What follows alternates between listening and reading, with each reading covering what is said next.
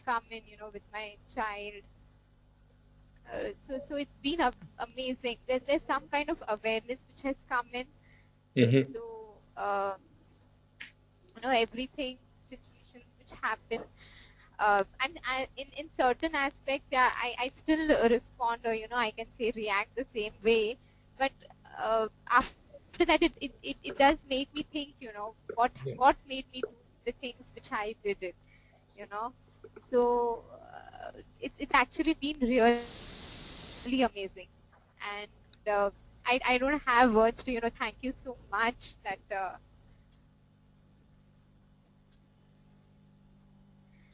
I don't know, I don't have words to say how much it has helped me. Thank you. Yeah, I guess the idea isn't also to try and to kind of change overnight. The idea is to exactly, if one is aware after one does something, I think that itself is good enough uh, as a beginning point. And then whatever that leads to, and a kind of a very natural, organic change, it will happen if we are aware of what we are doing, how we are doing, how does it affecting us and the child, and how we would like it to be in the future. So if you're constantly in that thought process, I guess the rest will happen automatically. Okay, so I guess we'll kind of start off. It's almost 10:15. I don't know what. uh, I hope everybody was aware that today is a session. I don't think there was any confusion on that end. So I really don't know. Maybe people are just coming in a little late today. So let's go ahead. So we had three videos. I hope you've all seen the videos, so which I posted in Google Communities. So the first one was about the girl, you know, mm, and the mom coming out of the bathroom. Meanwhile, the girl trying a hand with scissors and mom's dress, or sari rather. So let's start. So what we'll do is we'll take one by one, and there isn't really a fixed or whatever thought that I'm looking at or an insight that we are looking at. We're just trying to see how we can look at these situations. We've covered almost, not almost, we've covered 24 sessions. So uh, all we how we can kind of in include or mix all of those thoughts and insights and see what we can do in those kind of situations. Yeah, so that's the whole idea. Uh, so you can start. So let's take the first situation, and if you are the mother, what would your response be? How would you take see this situation, and how would you take it forward?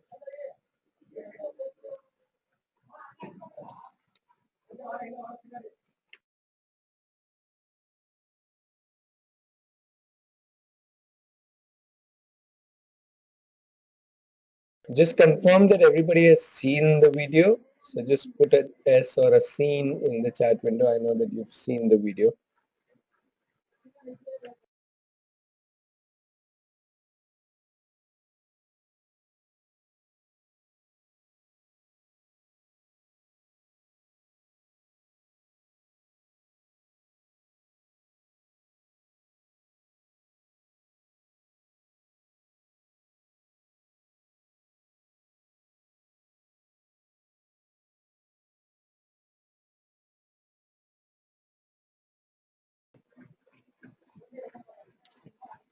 So what I want you to share is what would you do as a mother? What would you say? So just come on the mic and say this is what possibly I would do or say or feel or think.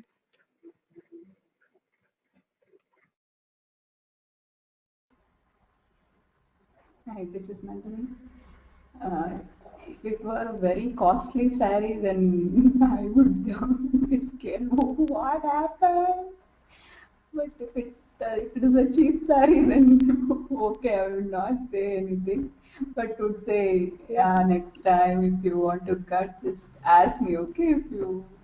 If there is, if you want to cut a saree or something, you just ask me either it can be cut or not. Yeah, let's Just ask. assume it's a costly sari. It's one of your favorite party saris. Yeah, then you should have not done this.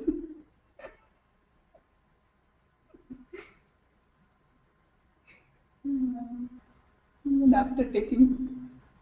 Cannot hear you. I'm saying just talk more. So after maybe your initial reaction with you shouldn't have done this, and then what next? So how will you take it forward, or what all would be the different thoughts and interactions that you would have?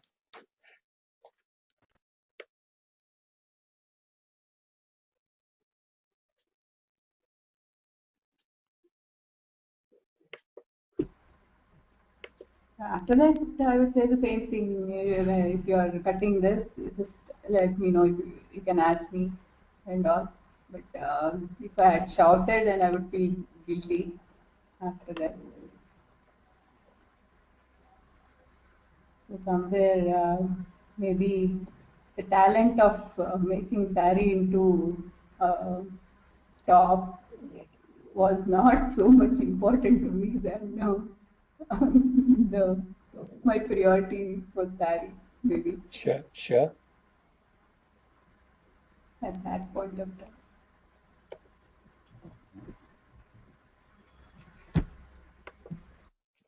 Yeah. While others share, I want you to think a little more. So what next? So after you've said the initial thought, what else would you say, do? How will the next half an hour go, 1 hour go? How will the whole rest of the day will go?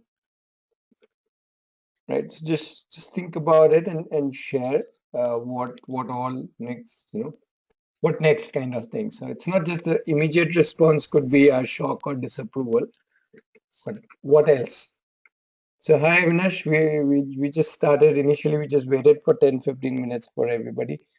And then we started with the first video. We hope you've seen the videos, the one where the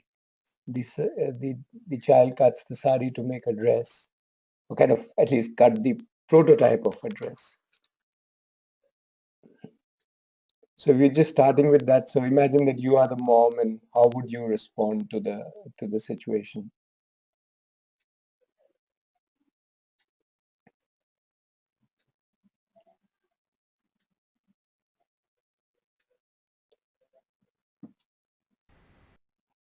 So everybody just start talking. As I said, this is um, hi Shrishti, welcome.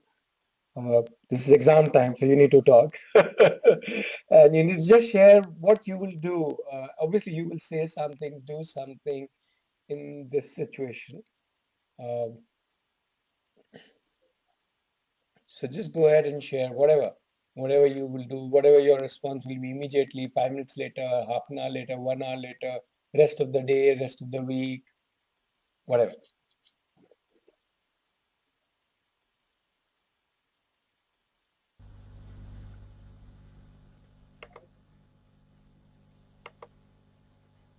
Shrishti, you can hear us? Uh, I think your mic is not mute. Yeah, Shilpa, you want to share?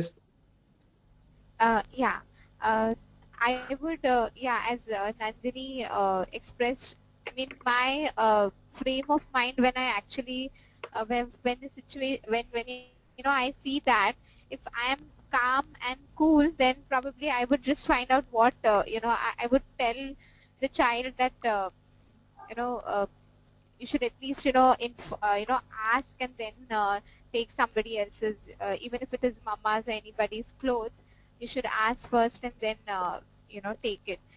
And then uh, just try to find out that what you know how did this idea come up, what made her do this, uh,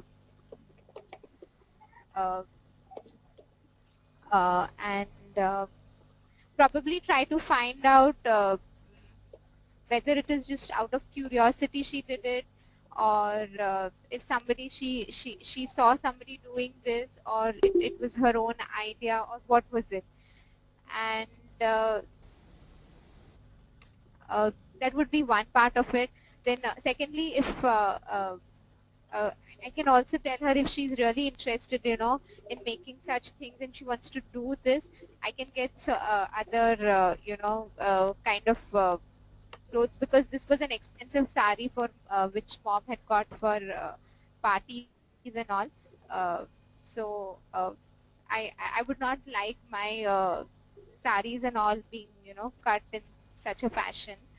So that was one thing. And if I see that the top what she has cut, it's in proportion, or if it is well made, then probably now the for me the damage is already done to the sari. So probably I can see if I can get that stitched for her, or help her stitch it if she's interested in that, uh, and make the top for herself. Uh, that is one part. And yeah, I think that is what I would do. But in case if I'm really shocked and what has happened, and if I come out and I see this and I'm shocked, I would the first reaction would be like, first tell the child, oh my God, what have you done, why did you do this? And all those my anxiety, my this thing would all come up. And yeah, then probably after some time I would feel guilty that she has done something, so I should at least uh, that that doesn't come immediately, so it's after some time probably it makes me think that uh, she's tried something new, like I should at least look at that part of it. But when the first time if I see, I'm shocked, I see only the damage what is done, and not the positive side of it. That comes in later, after some time, I think. Sure, sure. Um, right. So the first reaction of shock or whatever, that oh my goodness. So after all, it's your favorite sari, so or one of the favorite saris. So that's all right. That there's no.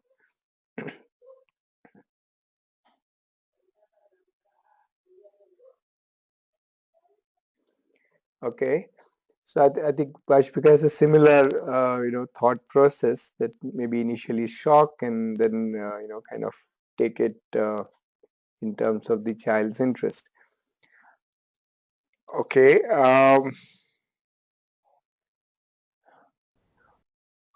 So what we've done is we've kind of put down two kinds of thoughts. One is the immediate response, and then the what I would say the natural. Okay, since the child has cut a dress, so let's get other cloth and talk to her about her interest and see if one needs to take it forward. Um, now I want you to kind of get, okay, so these were just two parts to it. Now let's see if we can add 10 more. I want you to say, okay, if this is fine, this I would call as the regular response, right? Let's see if we can come up or look at this as a situation which has potential to explore many, many more things, and create a lot of different uh, opportunities or learning opportunities out of this. Yeah, so Shishti, can you hear us? Are you back? You were asking which exam? Don't you know today's exam day? Exam is going on.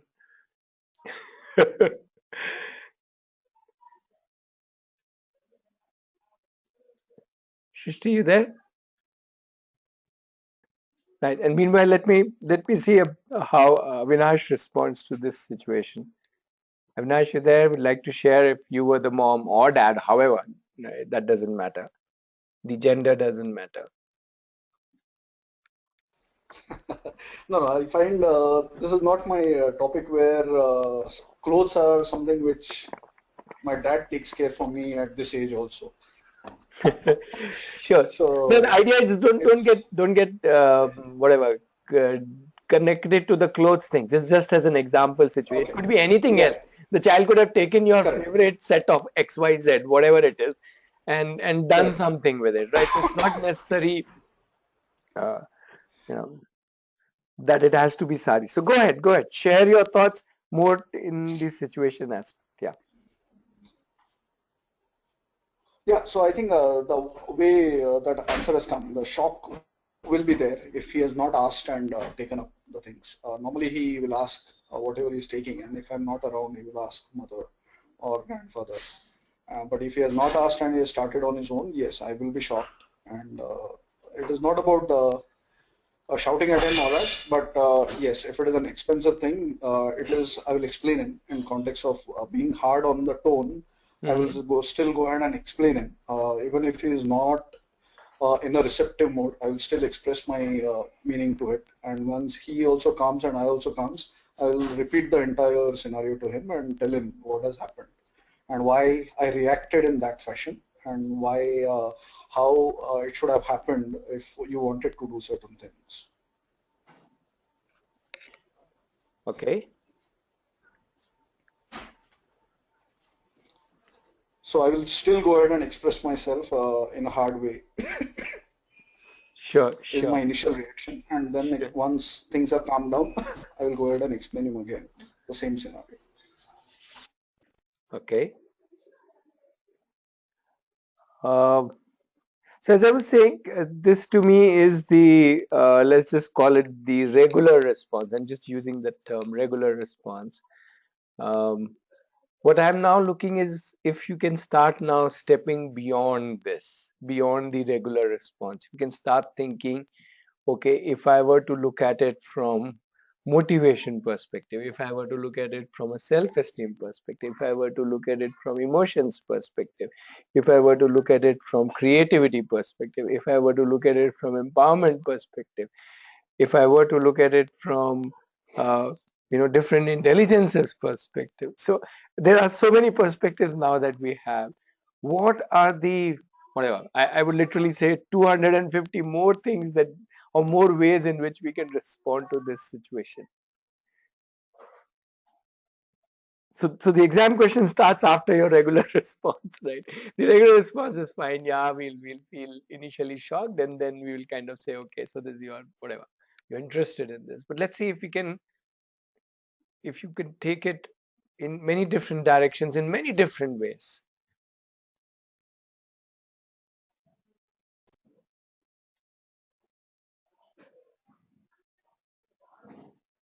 So that's the exam question. Now that this is kind of put down, let's move ahead.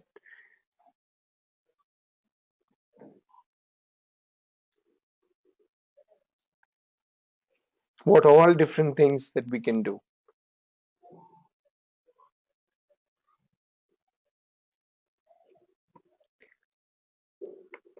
Shrishti, you there? Just checking. We haven't got any response from you.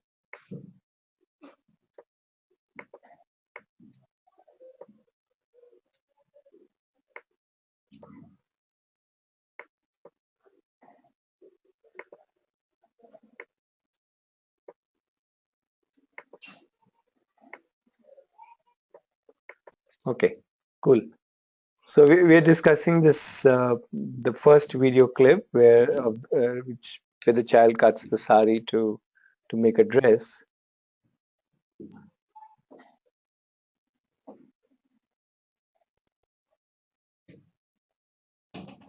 Oh, did you see the video, Shrishti? That's in the Google community, the first video. Then you will understand the situation.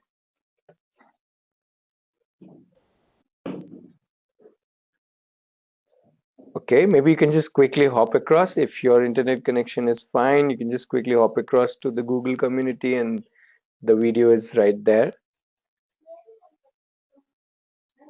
If you want to see it now, if you want me to brief the situation in one line, it's as simple as that. The child probably wanted to make a dress, so she takes out a costly party mom sari and cuts it up in an attempt to make the sari. She has just cut it up when moms enters the room. So that's this very small, about half a minute kind of a clip, or maybe a minute long clip.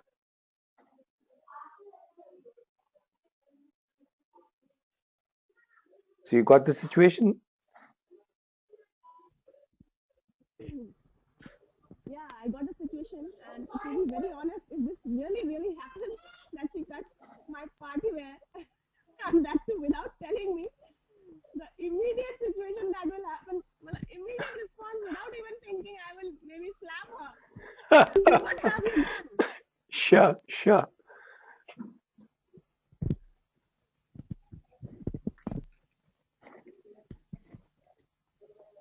So I don't know, maybe after that I'll feel guilty, but not for some time. At least not for some time, because that will be my party wear. How can Right, you just cut it without asking me? right, right, right. Later on, maybe after a few hours, maybe I may feel guilty, but at that point of time, I'll feel like, what has she done? How could she do such a thing? Yeah, that would be my response immediately.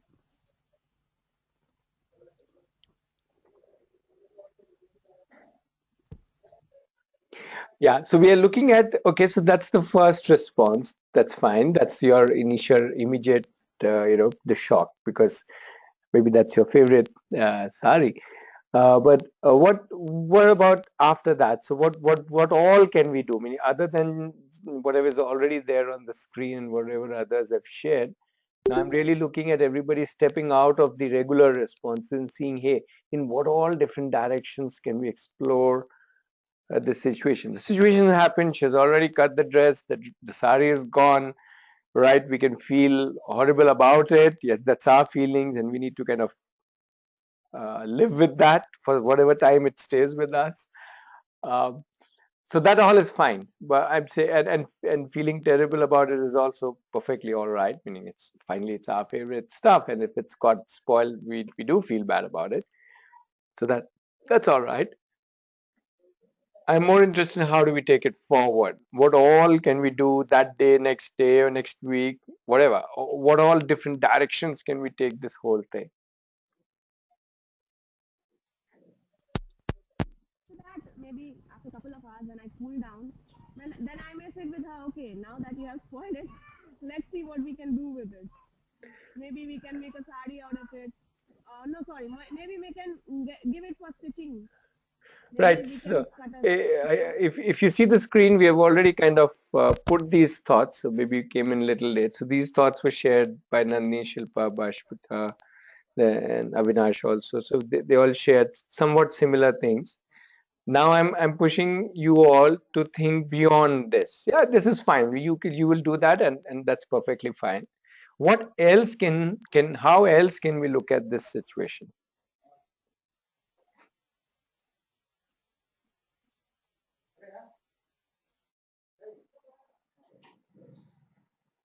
Sure, sure. So Avinash, you can take your time. We are not saying what will you do immediately. You could be responding to the situation in, let's say, half an hour later, 1 hour later, 1 day later. That's not important.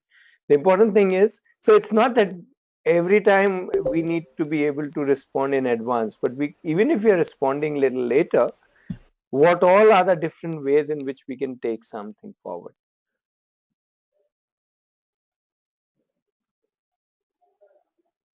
So how would you do that? What would you say? What would you do with the child? Correct, Nisha. Yeah, Avinash. So I think such activities when a child does, it is actually a creative mind which starts working because of his any classwork or the things which he comes and do for playing and getting engaged on.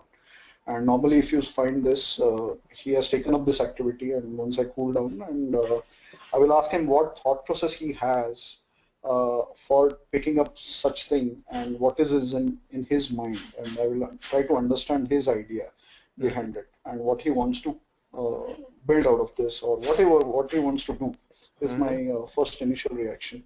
Mm-hmm. Uh, are you able to hear me? Because I'm getting a Yes, yes. message. I'm lost. No, no, I'm able to hear you.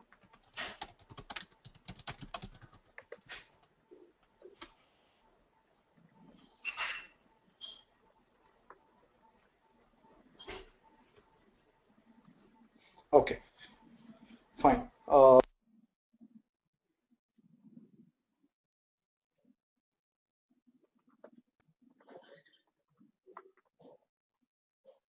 You were trying to do here, and try to show me or share what you wanted to do by actions. If he's not able to express it in words, that will be the thing. And then if he asks me for help, that is where I will say, now I can't hear you. Can you hear me now?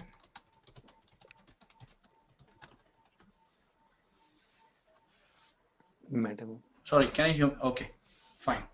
Sorry, so I lost you. What was the last you heard? Then I'll repeat.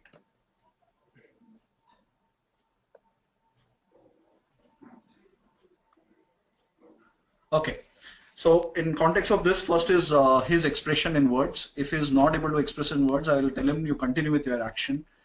Tell what is created by the action he wants to, and whatever is left over in context of this, then the next part of empowerment where I will put my ideas and I will ask him with multiple challenging questions of can he do this, can he do that, and context of this, and try to see where it comes to. So I will try to motivate him and Yes, so tell us push him to what would you think. say? What would you say, or what kind of how would you move, kind of make him think or Okay, empower him? so I will, yeah, so what I will do is I have, if he is not able to express, I will just show him a piece of newspaper cutting where a particular dress has come in a shape, and I will tell him, can you uh, prepare something like this, or you can just come together with this idea and try to this, or build it better, whatever you feel in your coming at.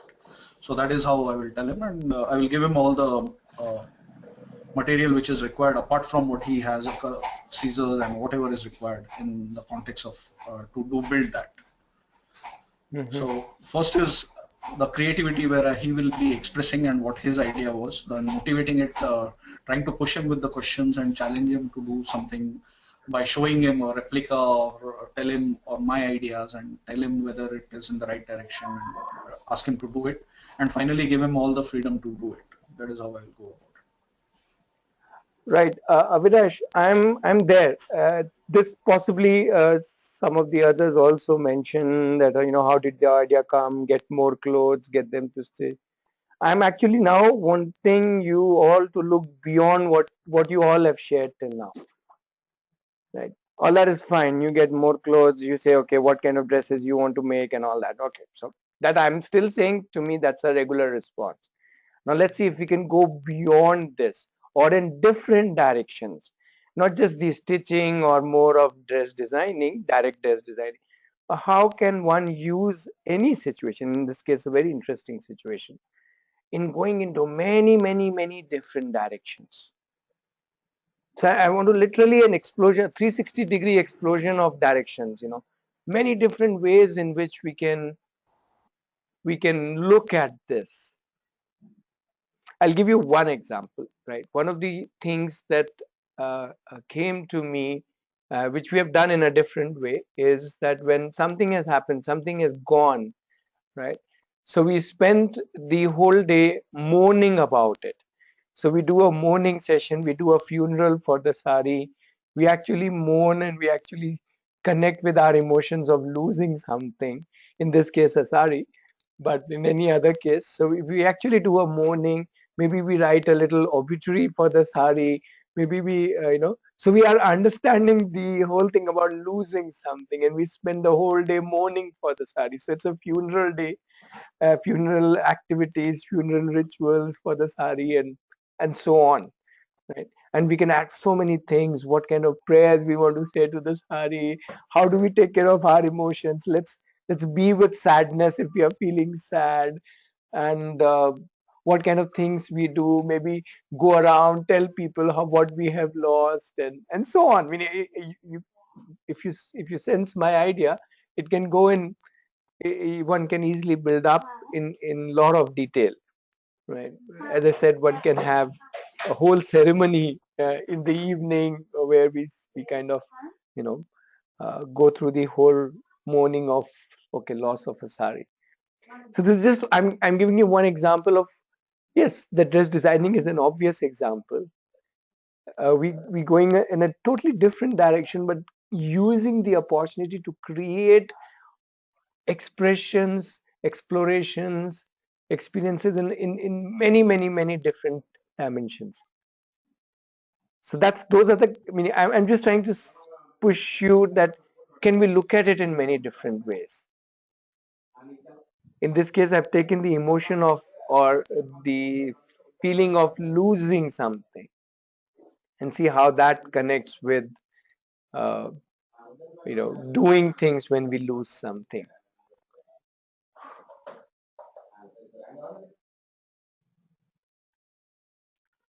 Are you with me? Do I make any sense? Or you think this guy's gone crazy?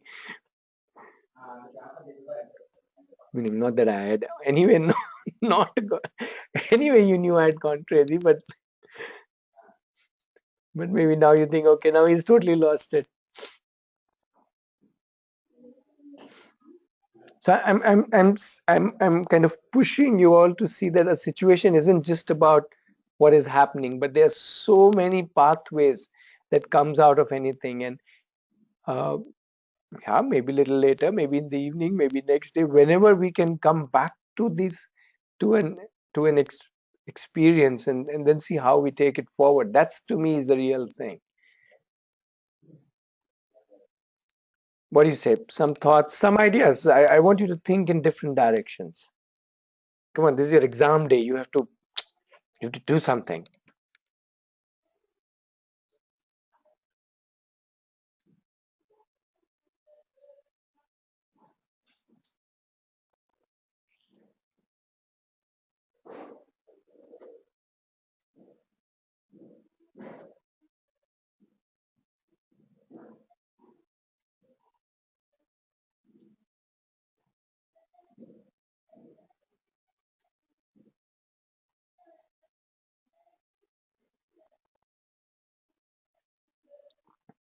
Yep.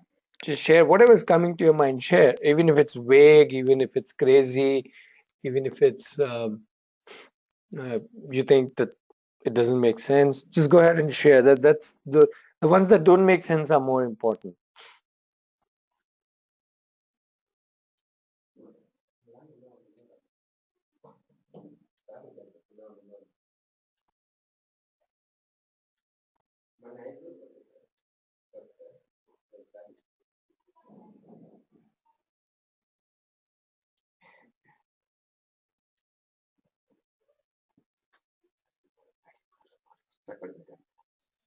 Mhm.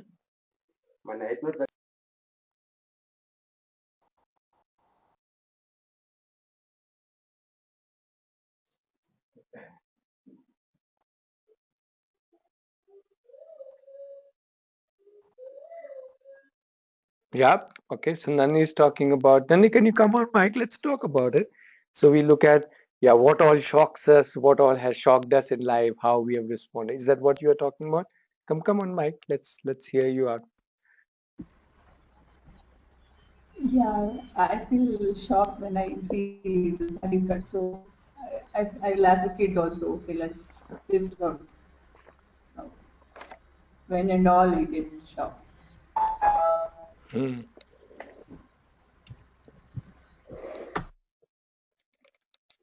Yeah, a little more talk about it, and not just when and all, but also, yeah, how do we deal with different shocks, and how do we take care of ourselves and others? Maybe when we shouted on the child, child got the shock back. She never thought it was such a big deal, so it was a shock in return of a shock.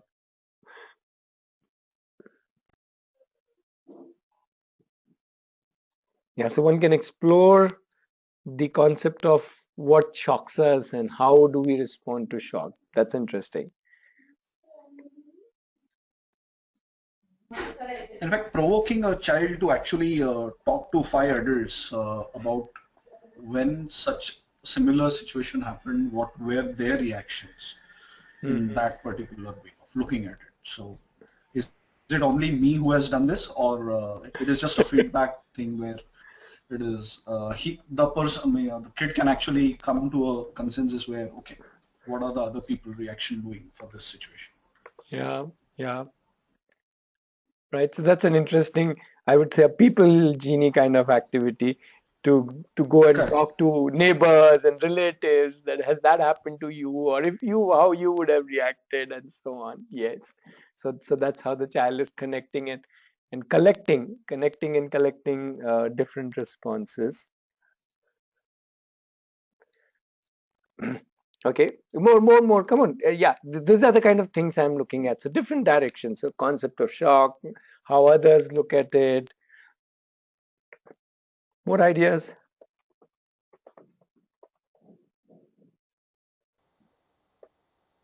you can theoretically, if you want, you can look at any of the whatever so many sessions that we did, initial 10 sessions, and then we looked at the multiple intelligence, and literally use any of those sessions to explore Yeah. so many different things.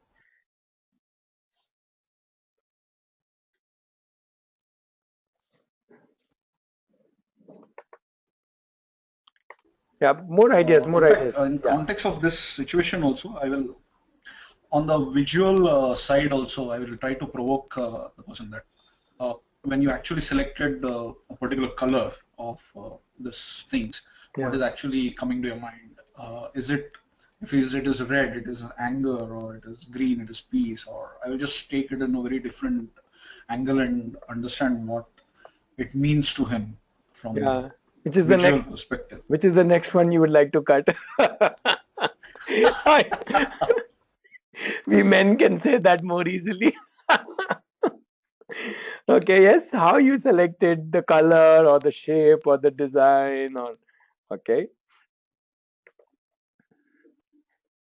On visual aspect, you can actually go just not only beyond selection, you can literally go what all we can make out of it, out of a cut sari, what we can make out of the waste pieces, because if you see the video, there are a lot of those smaller pieces, what all we can do with them, how all we can create from one, we can create so many things. Maybe at the end of it, you won't feel so bad about your sari if some 20 things are created out of the stuff that was cut.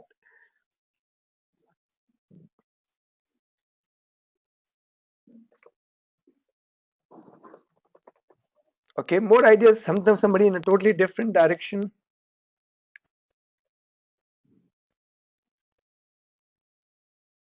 In fact, I will look at the touch aspect also from the Hmm. material standpoint. When such clothes is being picked up, Yeah. how he feels a touch part of exploration, and why he picked up, or what all he thought of before picking up the this as a final piece.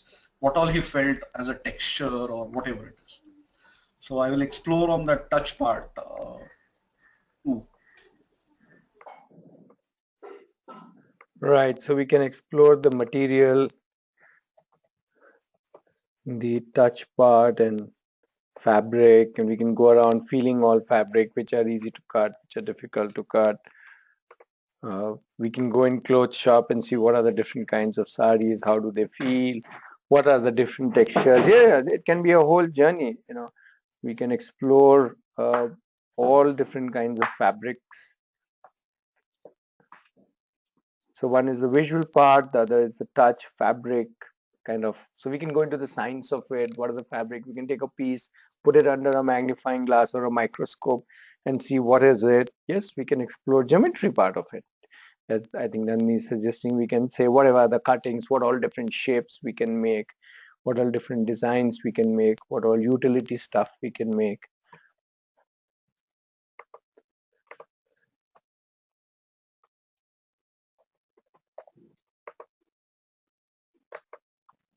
Okay, so now I think you're looking at, it's nice, interesting that you're looking at it from different intelligence perspectives. So one is more geometry related, one is more visual, one is more touch material, what all we can do with it. More ideas, not just from an MI perspective. If you want to go back, how look at other aspects of what this, how we can use this situation. I have this weird thought, but I normally do with my vehicles, even if it is a non-living thing. I talk to my vehicle, and whenever I do it, so I don't know if it is done for a sari or a cloth, Oh, but I I've know. not done that myself.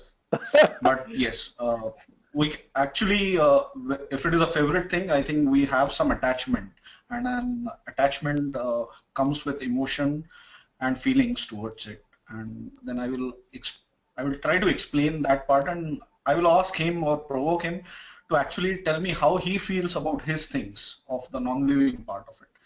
And then I will just go on that journey where I will try to understand what he feels about and how he takes care of those things and what he talks and how, because finding the care part of it comes from there.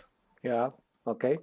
Right. So we can go ahead and talk talk to the sari, talk to those pieces, talk to the new dress that has come out. Yes, and also bring in aspects like care. Actually, we can draw up a whole list of HOMs that we can explore here. We can talk about care, we can talk about sensitivity, we can talk about value for money, and so on. We can just go on. Some of you said that if it's a costly sari, I'll feel more shocked. So I'm also just throwing a question, just seeing how we get conditioned with this meaning. Why, if it's only a costly sari, will you? If it's a cheap sari, let's say it's a 300 buck sari, why will your feeling shocked be less? So why are we governed by the money part of it? Are we governed by that? Why is my response governed by whether something is worth 300 and 3,000? Why is my response different? Isn't money just the input thing? As in when we pay it, that's done. Rest is still a sari, whether it's a 300 buck sari or a 3,000 buck sari. So I'm saying we can ourselves explore our own beliefs about money and how money depends on how loud I shout, right? And why is money depending on, why isn't the 3 rupee thing as valued as 3,000 rupee thing, and so on. Uh, so I'm saying in these kind of dialogues that we can have with children, we can explore so many different aspects uh, of our own habits, as I said. So which are the other habits that you would like to explore? One is of care, one is of, I said, value I for think I will money. infuse about the self-esteem side. Okay, how would you do Sorry, that? can you hear me? Yes, we can hear you. Yeah, yeah. I think when I pick up a sari and when it is my favorite item, when I wear it, I boost into confidence because of wearing that, and that is how I will explain context of I feel very comfortable. That is one, and Hmm. people like me or appreciated me in this color and whatever texture and all that stuff, and that boosts my self-esteem. And in similar contexts, I will also ask him what makes him comfortable in context of this, and Hmm. what helps him to be confident when he is doing certain activity, and what picks him up or what sparks him in doing that stuff. Okay, yeah. So connect. So you're going on the road of I like it, people like it, I feel confident. Yes. And what happens to my self-esteem when somebody scolds, how did you do it without asking me? So what happens to a child's view about himself? How does he feel about it? So you can go on that track also. This is about how one feels about one dress, and how what does a dress do to you, and why should a dress do to you, and how do people advertise, and why do we have a favorite dress, and what is it if you did not have a favorite dress, and so on. So it's a huge place to explore. um, More thoughts? Nandini, Shilpa, Shrishti, different directions. There's still many more. I want few more. What other direction would you like to explore?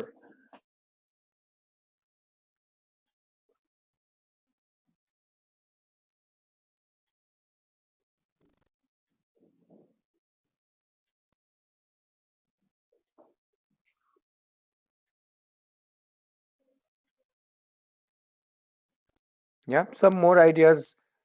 um, what else can we do here?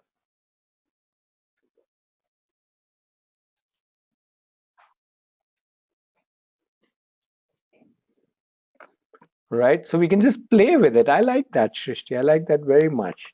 I'm a big fan of play. By now, you know that, right? We can just play with this, with the whole thing, with the whole incident. We can do little things, funny things, just throw them in the air, jump with them, try to catch them, put them in different parts of body, make faces with them, make whatever long earrings with them, all kinds of funny things, freaky things we can do. We can just have a ball of a time the rest of the day playing around with those pieces, bits and pieces of paper, and no, bits and pieces of the sari, which we few hours back loved so much. Now that it is gone, we can just freak out with it. Yeah, Abnesh, but won't it give an indication to the child that he has not done anything wrong and he can do it again and again if I play with the child and not tell him that you can't do this again? You have already told that. That's what I said, that you've already expressed your disapproval and shock and all that. Now it's up to us. What do we do with the spilt milk? We can still continue to cry with it. That's why I did a whole mourning ceremony. Though that was also, to me, a humorous way of looking at it. And we can also play with it. We can realize that, okay, if we have done a mistake in our life, we can either feel guilty about it, or we can use what we have done to still be in the present moment, still enjoy ourselves, and still learn from the whole. So the idea is not to say, okay, whatever you have done is okay. Maybe whatever you've done is not okay. That's all right. Okay, but now that it has been done, what do we do with it? Otherwise, I'll keep fuming all day, and then when somebody else comes home, I say, "See what your son has done." Then grandmother comes, "See what your grandson has done or granddaughter has done," and so on. So, see where do I take myself, and where does the child take himself? So I leave it to you. I'm not saying that you have to be comfortable with every idea, but see if you have. What I'm also trying to do is, when we have so many ways in which responding to or taking any situation forward, what does that do to you? How does that make you look at the child in the process of learning and exploring? And how does the child look at himself and his or her mother and father, and the whole process of learning and living life? Are you getting a larger sense of where I'm coming from? If you look at something as just that, then you just lost it within the confines of that idea. But once we have, at least we have thought of so many ideas. I don't know which ones will you do, which ones you are comfortable with. I leave that to you. Right? Personally, I'm very comfortable with the play idea, and I don't think children are so naive that they understand that we can cut everything. They've cut on the spur of moment, and I'm possibly, we can talk about it, we can play with it, and then again talk about it. How, if we want to play like this, we can play with things which are made for that, rather than. Uh, so I'm not so worried about the and what's the guarantee that in spite of scolding, the child will not yet go ahead and cut it? Maybe then the child will still go ahead and do it, right? So for so many things, we scold and we tell the child, don't do this, this is wrong, and the child still does it. Forget the child, even as adults, we do it. We get scolding from our spouses or from anybody else and bosses and whatever, and we still end up doing the same thing. So if there's no guarantee either way, I might as well enjoy it, isn't it, Srishti? What do you say?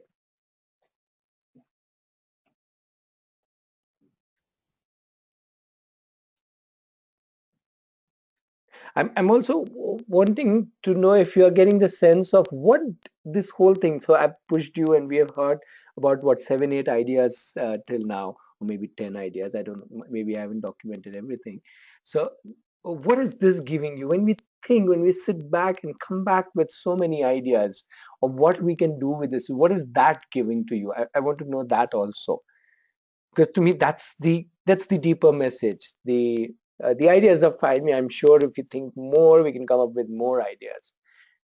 But what is this whole process of thinking about what can I do with this situation? What is that doing to you?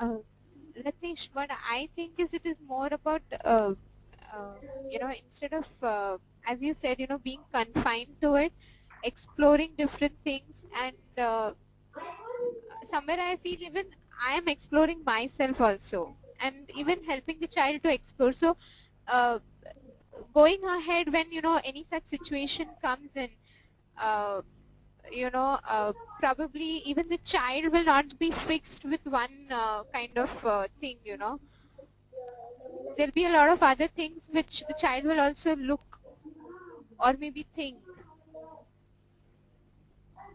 Yep. Yeah.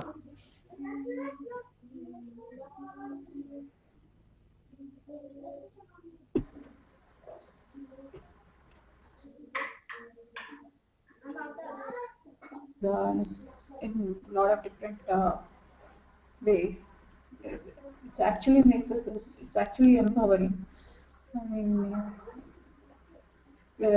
at the end of the day, if I think what and all I've done today, it would not be just the guilt part.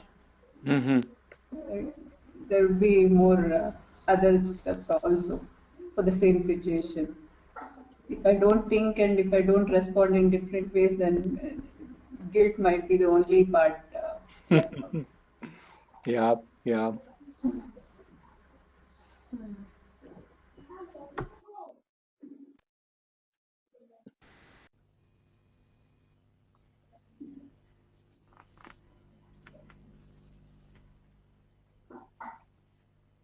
And even when such a kind of situation arises, and when the child is faced with such situations, this child will be in a better position to understand why that person is behaving in a such a way, and uh, he even the child will be more aware probably. Sure. And at a more subtle level, the message is that the situations don't govern us. We govern still the situation. We choose.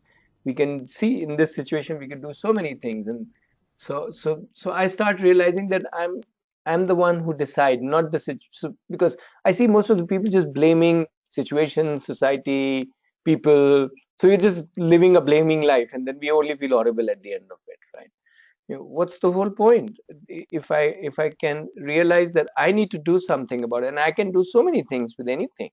So the child, if the child has these little experience of how with the same thing the child can do so many different things, and and this ability to create different possibilities, different scenarios, different pathways is essential in each one of us.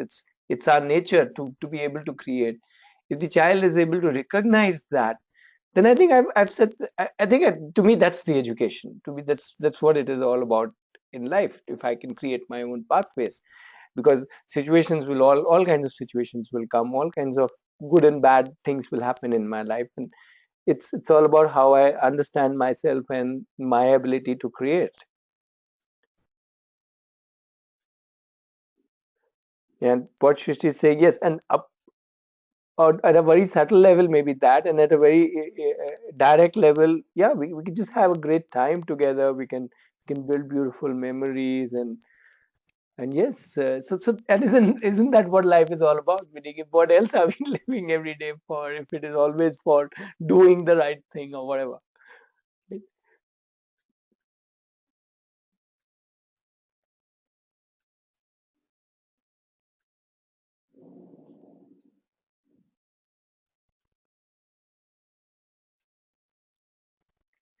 Anybody more thoughts?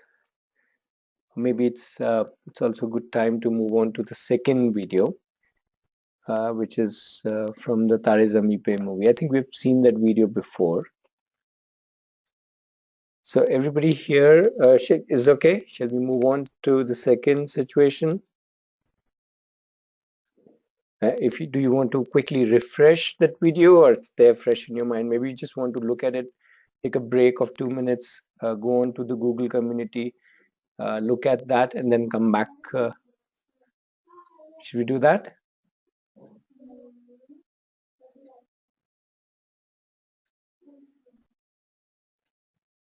It's the it's the Tare Zameen Pe clip where this.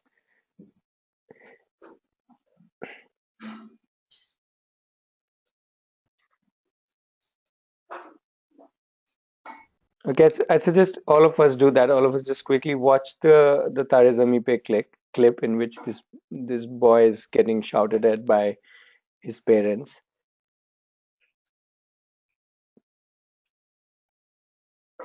And once you've done that, just let me know, and then we can start discussing that.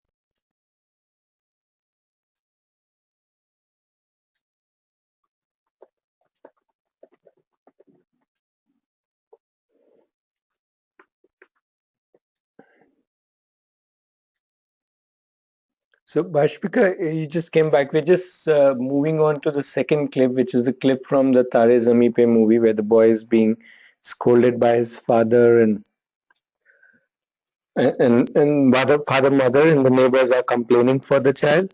That's the clip. So we thought we'll just see the clip once before we get back to discussion.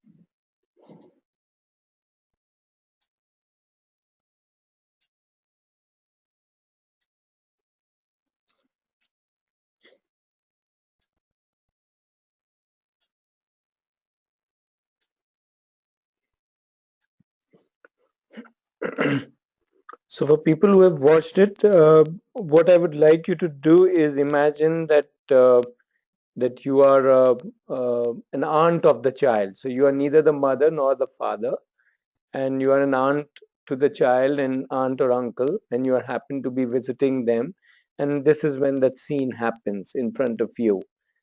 So what I would like to know is what would you do, right? So look at the whole scene from a third person, but who is integral in terms of who's not outside the situation, but who is inside the situation. So you are very much there when these neighbors come in complaining, and then the father gets really upset and slaps the child, and then the child, whatever, jumps around and whatever you saw in the clip. So you are the aunt or the uncle who's watching all of this happening. So what will you do? What would you think? What would you feel? What would you say?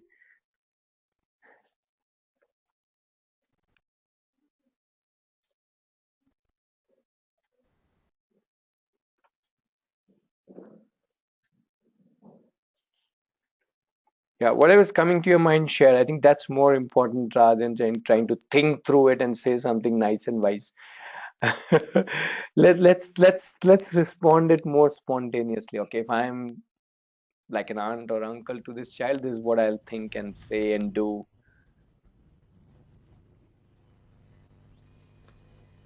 Yeah, Shilpa. Uh, yeah, I would feel that, the father has done injustice to the child.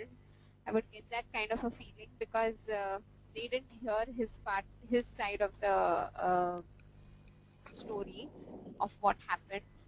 And I would, I know at that point in time, probably the father is not in a position to hear anything. So I would just give a suggestion that give his child also a chance to talk what he has to say. Okay, you'll give that suggestion to the father. Father, yeah, because Okay. he's not in a frame of he's just listened to one side of the story. So a chance be given to his son also to say what has happened, his side. I mean, how he has felt and what has happened. Okay. Eh,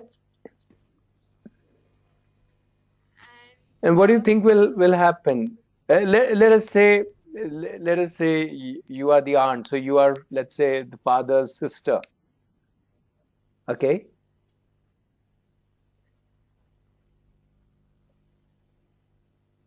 And you are saying to the father that whatever, give the child a chance. yeah, to talk and let him also express what has happened. Let him So right. So what do you think will happen? uh, probably after listening to both sides, the father's reaction will not be Yeah, but easy do what you it think was. we'll reach a situation where the father will be ready to listen to the other side? You think that will happen? Okay. Yeah, If you want, we can there role is a play. probability. If you want, we can. If High you, probability because no, the frame I'm- of mind in that point is like he's very furious that right. And when what's somebody is happening very to my furious, child. what do we do, Shilpa? Yeah, anybody interrupts in that person will also get fired. Right. So possibly the father will say, Shilpa, you don't understand anything. You don't live here. Anything. This boy has become a headache. You don't know this. He'll pounce on you and possibly give you one full lecture of don't mess up with this situation. Whatever. This is so bad and blah blah blah blah blah. You know what I mean? Yeah, yeah. Then probably then I think then in that case I would talk to the friend's mom, the aunt who's come with the complaint. Hmm. But I don't know, being not a person staying with them, how would she react? That Why she do you might want just to? say Why that do you want to father, talk? yeah, Why do you want to talk to the friend's mom? What do you want to? What do you want to achieve?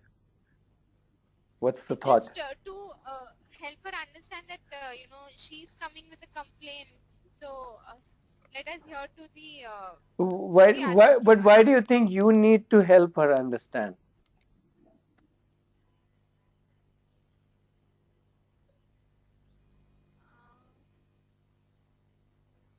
So what are you trying to Okay, do?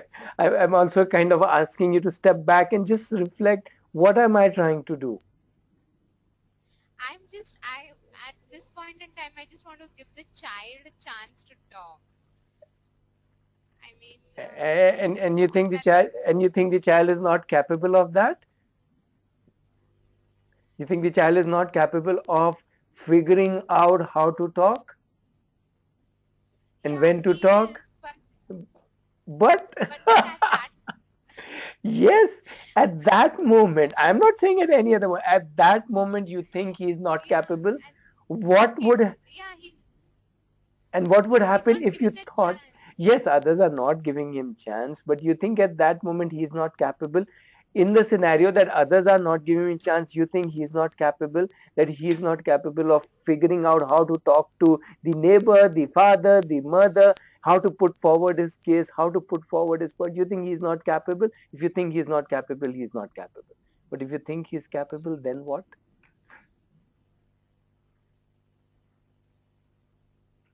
Are you in a sympathetic position with the child, or are you in an empowering position with the child?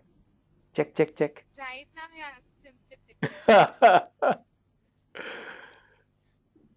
And Because you see, somewhere what I is that feel going that to you do? will, Right, right, right. So, and see that sympathetic position, what is that going to do? Forget, we can justify our sympathetic position, but that's not the point. The point is, if I am taking a sympathetic position, what is that going to do to the child? Child becomes the bichara. What is that going to do to the father and mother? They become the villain. What is that going to do with the mother, the neighbor? She has to now disconnect with all her emotions. So what are we doing? And why are we even doing that? Is our job to bail out everyone and set right everyone? Is that why we are there? Oh no. no.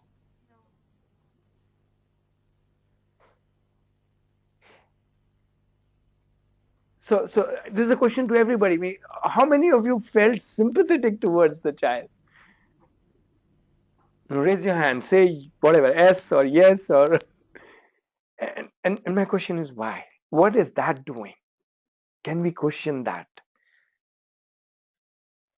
Can we relook into what is it that we want? Do we want us to fix the situation, or do we want the child to be empowered or capable to fix the situation or to come out of the situation, to convince his father or to ensure that mother understands, or to get around with the friend and the neighbor? Can we do that? Then I'm not in a sympathetic situation, in a perspective. Then I'm looking at from an empowerment perspective. I'm thinking the child is capable, in spite of the bickering that he has got, in spite of the slap, in spite of everything. You saw how he could make a joke out of it, right in the middle of it. Come on, he is far more capable than we think he is. He's far more capable. Right in the middle of it, he's making a joke on his father. When the father misses the slap, he's the ability to laugh right in the middle of the riot of scoldings and slappings. Oh, he's too good. He's better than us. What do you say? He was the only one to have a sense of laughter at that moment.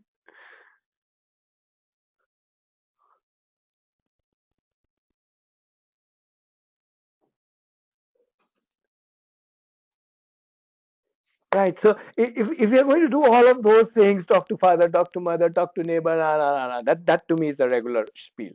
Right. Let's think from an empowerment perspective. Let's think from a creativity perspective. Let's think from a self-esteem perspective. Let's see what we can do. So I want you to think on those lines, by believing that the child is capable, and not get sympathetic towards the child, but look at how can I help the child use his potential, right? And let's see what we can. So I want you to try that. I want you to say, okay, now that I want to work on these kind of perspectives, this is what I will say to the child or to the father or to the mother. This is what I will do, right? So your exam question is not the first part. Now it starts. How can we look at it from different ways? How can we actually get the child to to be able to come out of it himself. Maybe not immediately, it may not happen in a day, but that's, to me, that's the starting point. Why am I there? I'm not there to fix it. I'm there to empower. So you decide if you want to be there to empower and to work on the child's self-esteem, thinking, feeling, whatever. Let's see what we can do. So I want you to share those thoughts. Start thinking, what can we do?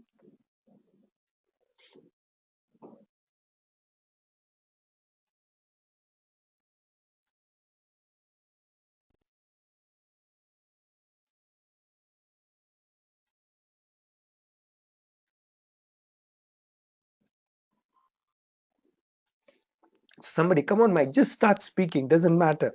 It's not about right and wrong. Come on, nobody's going to fail you in this exam, right? It's about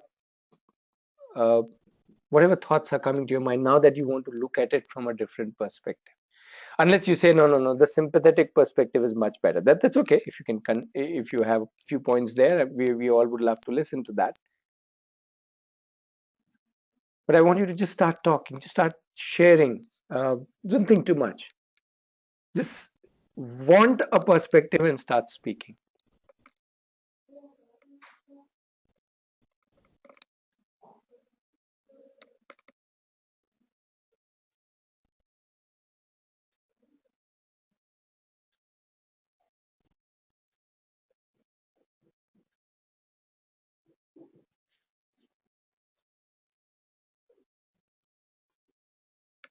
Yep, somebody, please unmute your mic. Come on, start speaking. I'm there to guide you, help you.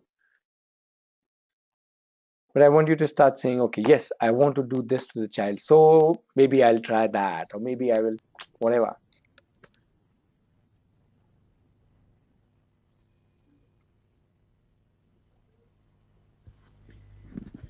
Maybe I will question the child. Were you scared? Why didn't you show your bruise to your mama at that point of time? Okay, can you repeat the last line? Were you scared that you didn't show how much hurt, how you got hurt, how that boy wake you up? Uh, why didn't you show it to your parents?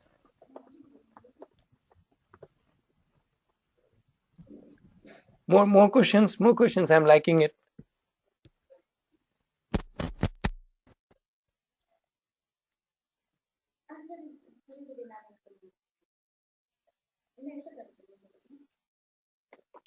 Yeah, so then the kind of question you're asking is more on the facts and what happened. We're not interested in that, are we? We don't want to get into the story. We want to get him out of the story. You know what I mean? So we don't want to know the details. We want him to now think. So ask. So change your questions.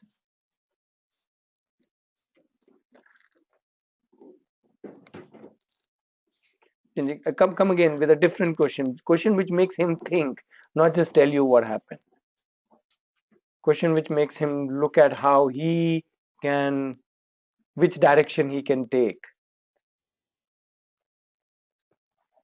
Maybe you can just ask very simple, open, broad questions. What would you like to do next? How would you like to deal it with mom? How would you like to deal it with father? When would you like to? How would you like to? Very simple questions. Come on, think. The idea is that you show the belief even by asking questions that I believe in you. You have to now do it. You have to think through it. So go ahead, Shilpa, ask more questions. Everybody ask more questions. I think maybe even if you're not going to ask him questions right away at that moment, but half an hour later, 1 hour later, 4 hours later, after dinner, we can ask the child question at any point of time.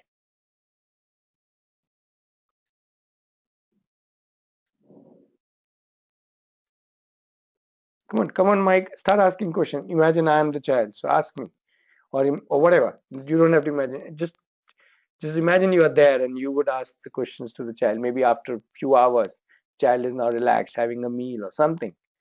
And you go and sit next to the child. What kind of questions can you ask? What kinds of questions will empower him?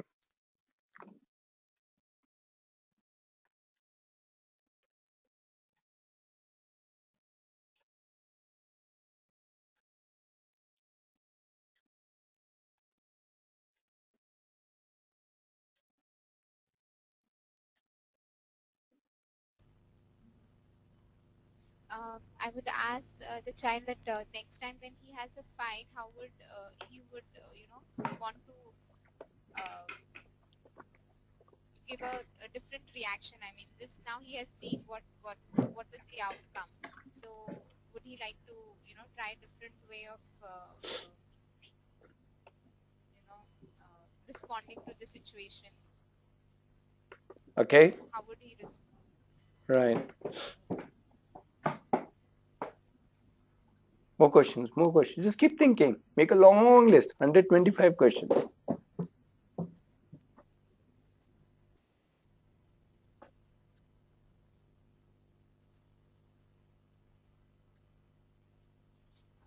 In the past, how many times is it with this person, or there are other friends he's faced the same situation, he's been in the same situation?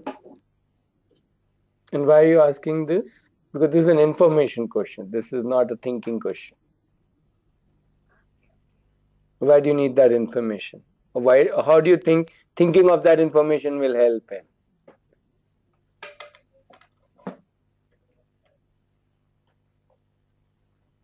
Okay, Shrishti has typed something. With your parents, how would you like to complete with the incidents? So, is it compete with the incident? Sorry, I'm not able to get that part. See, when you ask, do you want, possibly at that time, because the child is upset with both his parents, he would say, I don't want.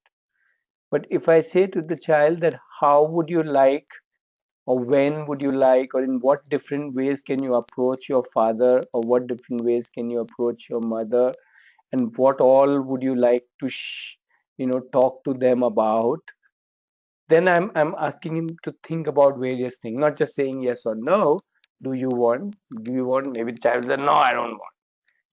But when I'm asking the child a more open-ended question and asking him to think what all would he like to tell the parents, and how will he like to tell the parents, or what would he like the parents to think about him now that we know they're as of now upset, so on.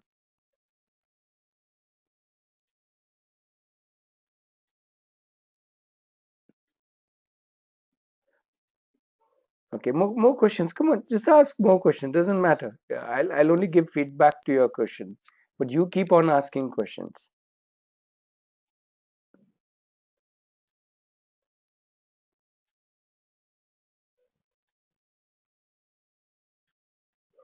See, realize when we are asking these questions, we are coming from a perspective that you are capable, you are responsible, you can do it.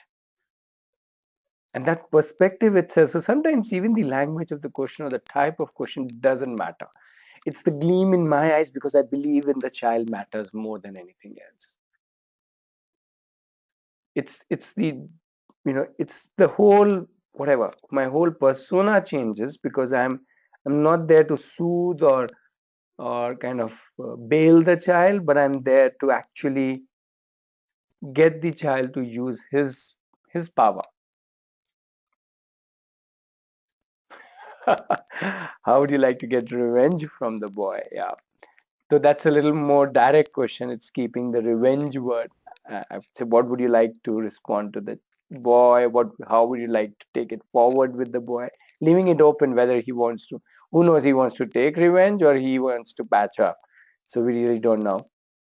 So again, keep the questions, try and keep it as open as possible so that we are not from our sides directing the child in any which way, but we are there as an individual, as a mirror to help the child think through and then follow it up with an action, which he would likely if he's thinking through it.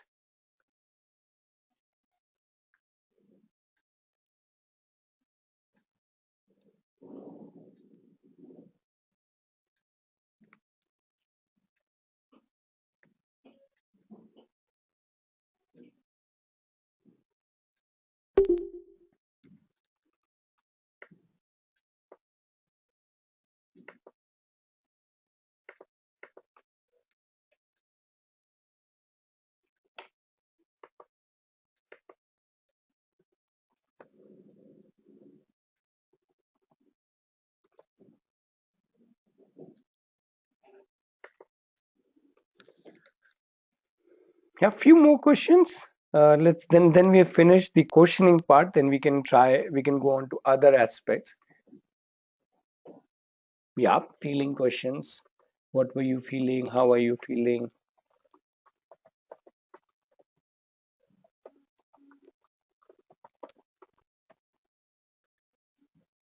You can extend that by asking, what would you like to do with those feelings?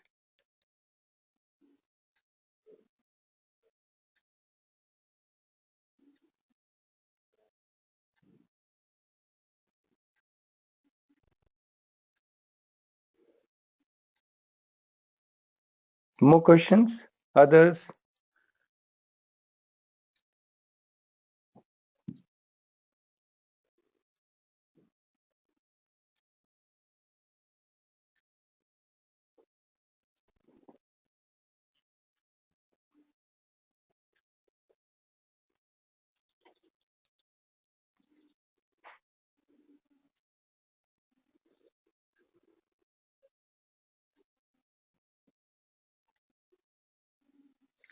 Okay, I'll suggest something. I think let's take a small break, and we'll come back.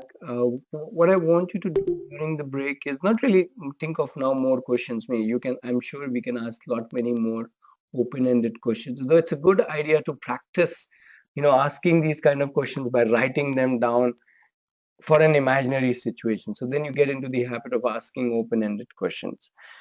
Uh, but before we go, so after but during the break, I want you to think. So that's one aspect. Go to the child and ask questions. What else can you do? Maybe even think about what else can you do with the father, with the mother, with the neighbor, or maybe with the child. What are the other things that can help the child? Think beyond just questioning. Maybe you can draw something, maybe you can make something, maybe you can act something, maybe you can imagine something, maybe you can do a guided visualization, maybe you can, so you can do so many things. Maybe we can uh, uh, help the others look at themselves and others in many different ways. And so what are we again doing? In a way, we are expanding the whole view and getting here more people to look at it in more different ways without being kind of uh, advisory that you should not do this or you should do this, without being neither blaming nor sympathetic nor not a not somebody who has come with solutions, but somebody who is helping understand, right, different people themselves, right? So let's take a small break, and we'll come back. So it's is that okay? So we can it's 11:37 by my watch. It's a good time to take a break. So tell me how much time we need and we can come back.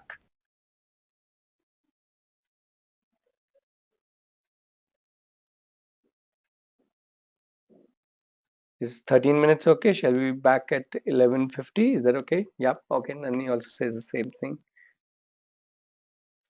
Okay, cool. But think about, other than asking questions, what else can we do? Not just with the child, with others, right? Think of feeling session. Think of again self-esteem session. Think of motivation session. Think of empowering session. Think of creativity sessions. So on.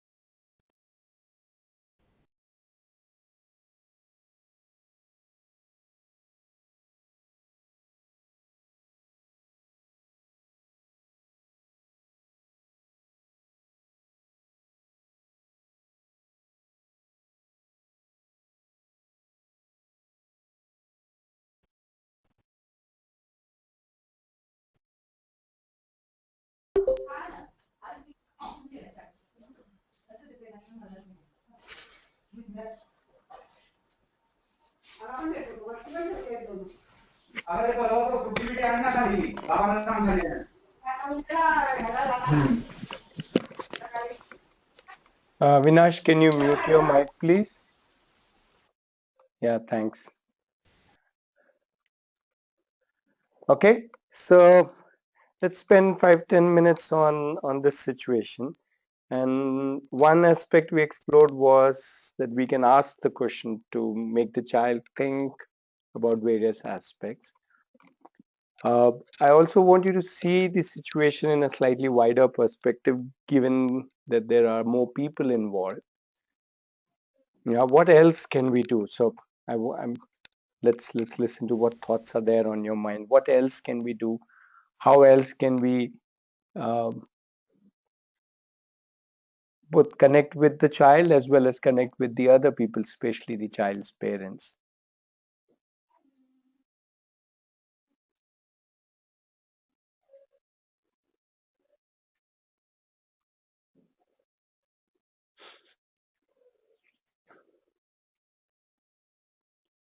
So let me also start with the thought process that how many of us were kind of not liking the father or the way the father responded, or how many of us were kind of against the father, or thinking we had kind of blaming or negative thoughts about the father,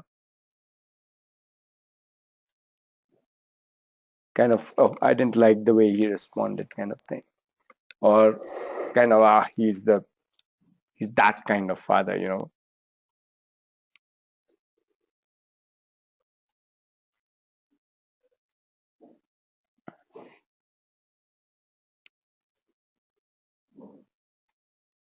Yep. So I would like, you can come on mic, share whatever your thoughts are, and also ideas, whatever ideas are coming in your mind.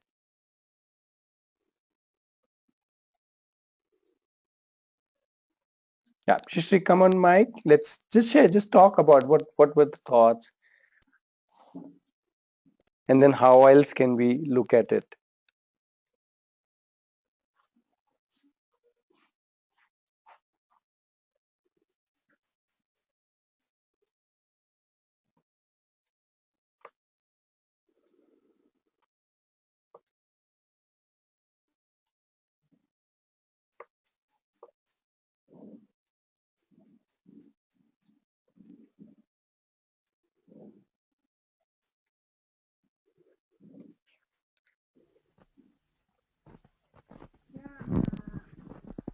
Audible?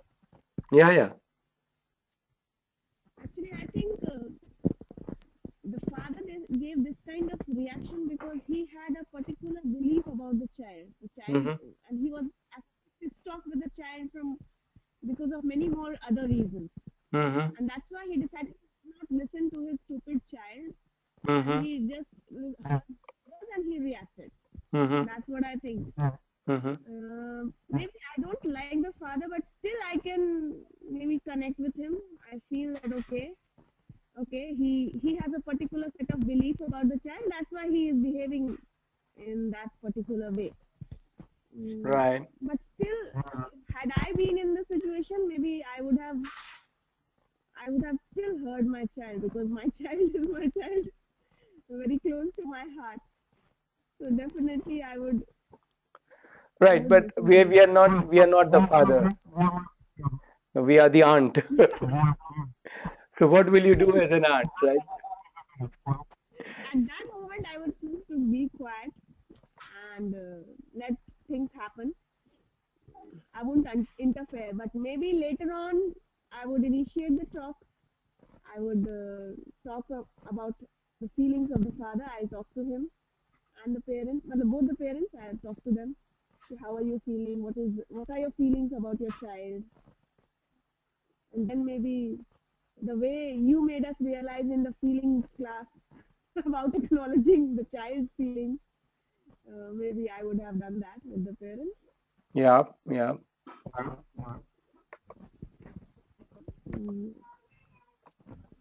Mm, I don't know. Yes, that's what I can think about.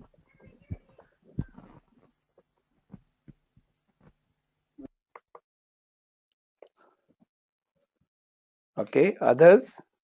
I think this itself is amazing. If we can actually acknowledge the father's feelings and even the mother's feelings, actually connect with them, because if we are going to help, in this case, let's assume the child is not ours. The child could be a neighbor's, a relative, a friend or child. We could be working in a school where we have children, so we could be anywhere. Every time it need not be our child. It's as important for us to connect with the child. It's as important to connect with other people who are close to the child and whom the situation relates to. Otherwise we are just being whatever. uh, Otherwise it's one sided. We can't kind of suddenly as a third person say, oh, I'm on the child side. Then the other person will actually brush us off also. So as a person who's trying to understand, the understanding is more important rather than judgment that this is not right or this is right. This is the way you did it. Okay, it's like how we responded as a shock when we saw our dress cut. He responded in shock because he didn't expect his son to go ahead and whatever beat up his neighbor or whatever, right? So it's just a shock. So we can either put down the father with that, or we can actually try and understand him and his concerns and his stress and his feelings. What do you say?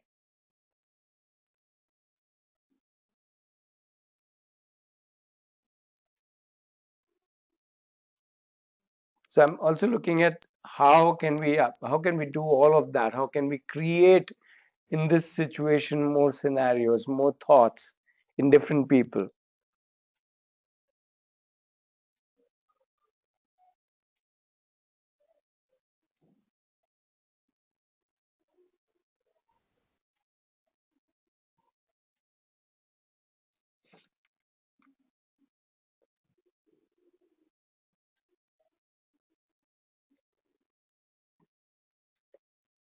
Yeah, just whatever your thoughts are, come share, because I think it's important that um, we share what's on our mind so that we understand ourselves a little better, and that helps us to understand different situations and what we can do with them better.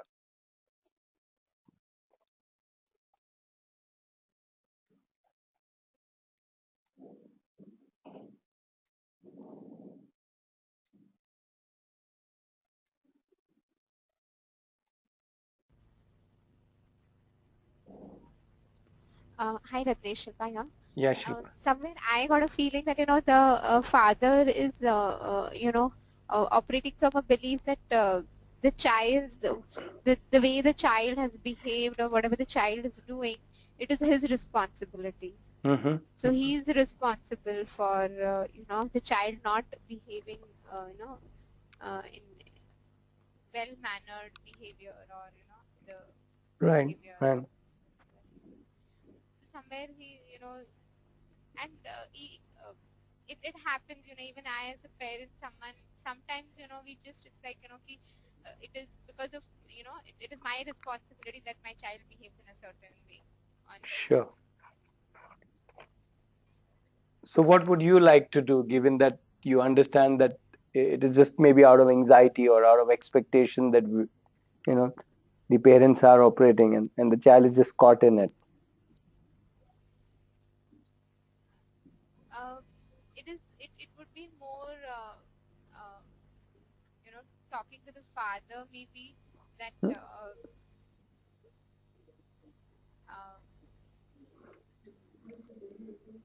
that it's I don't know what to talk because So which side you are on? Are you father's side or not? I mean, I can understand what he is feeling, but Okay, so acknowledge that. how yeah, acknowledge that, yes, I understand that, you're feeling this way. That your child has behaved in such a way, and that is what you're feeling. But uh, somewhere, you help the father understand that, your child is capable of doing, handling the situation. No. We don't need to go into, meaning that's one way, but I don't think that's the whole idea. We don't need to go on a gyan mode. To me, what's important is understanding and connecting with the parents, so that When they come to us and say, okay, so how can we do it? Then it's a different deal, isn't it? So one is the father's feeling. So what else is behind his behavior? Past experiences. Mm-hmm. What I else? mean, a lot of times people have been telling him about his child's behavior. Okay. What else? What else can we acknowledge?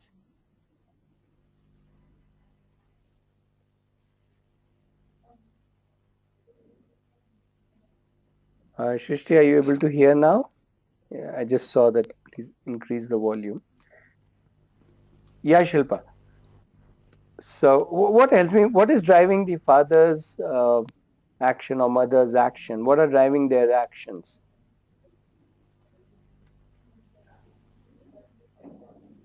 Yeah, anybody else? What would we like to do? What all? See, the whole idea is that can we help the parents understand themselves first before we start saying no, no, don't do like this, do like this. Right? That to me is when they ask us, okay, ask you, okay, so what can I do? Then we can start suggesting. But much before that, that will happen much later. Much before that, the parents need to feel that they feel connected with you and that you are on their side. Because if you are not being on their side, how will that help them? So we can acknowledge the father's feeling or the parents' feelings. We can acknowledge that they have had past experiences. What else can we connect with?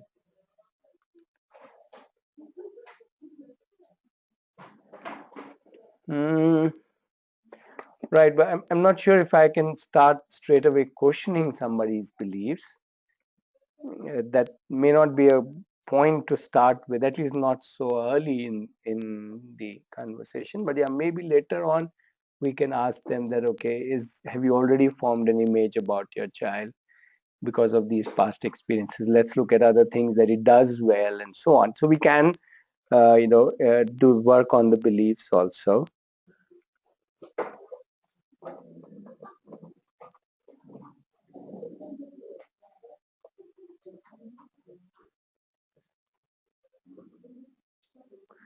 To me, one of the important thing is the parents' intentions, right?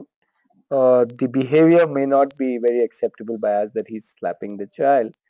What about the parents' intentions?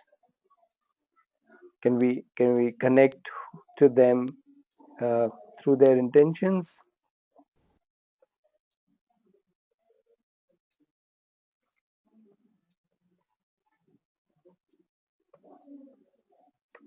What do you say?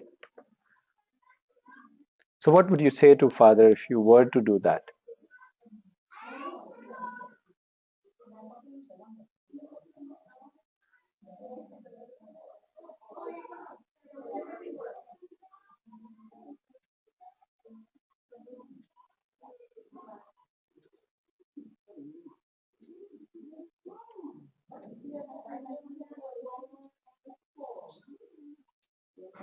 Hmm.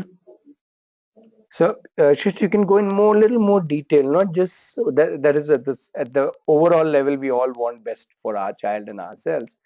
Go into a slightly more detailed connection with their intentions. At that moment, what was his intention? Uh, in the last, whatever, few interactions with the child, what has been his interaction? Overall, in terms of behavior, what is his intention? In terms of learning, what is his intention?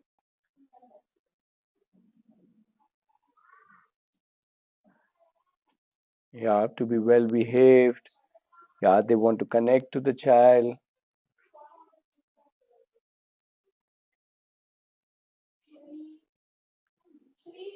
So if you're going to say all of these things, and I hope you have many more thoughts about what else is their intention,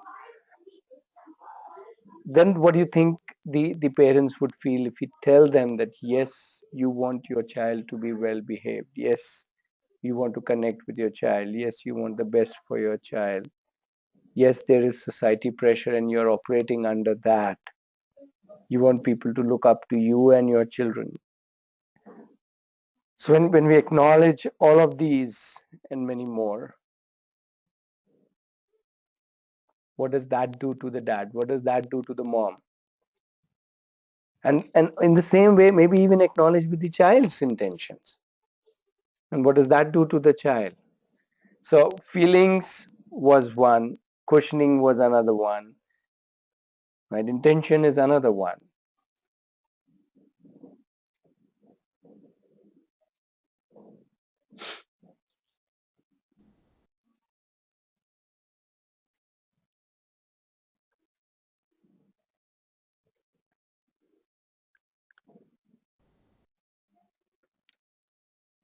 More thoughts? How else will we connect to the parents? And sorry, with the child.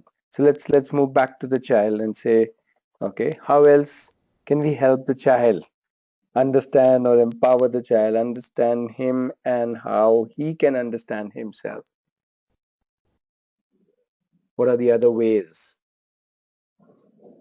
What kind of whatever mediums, methods, tools, techniques can we use with him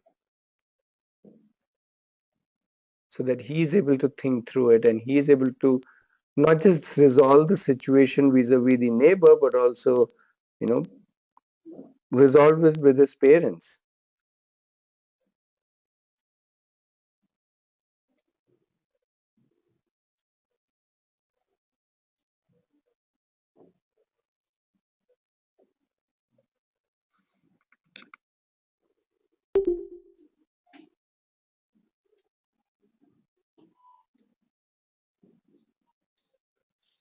Yep, somebody like to just start speaking. What else can we do?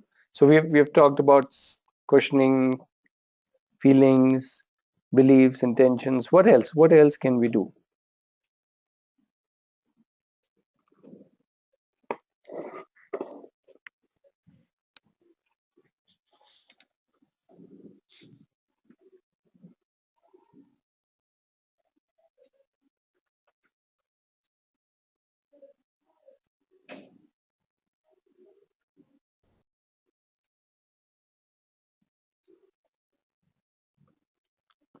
And one of the things that we end up normally doing is we normally yeah, Avinash, sorry. Go ahead, Avinash. I'll pause. Yeah, I think empathizing with both the kids because they have beaten each other and they're injured in first Right, place. right. Uh, so first is I will empathize and then say that this is the last course of action which is hurting you both in terms of physical. Hmm. That is one way of connecting to both the kids and perhaps the kid who we are talking to. Hmm.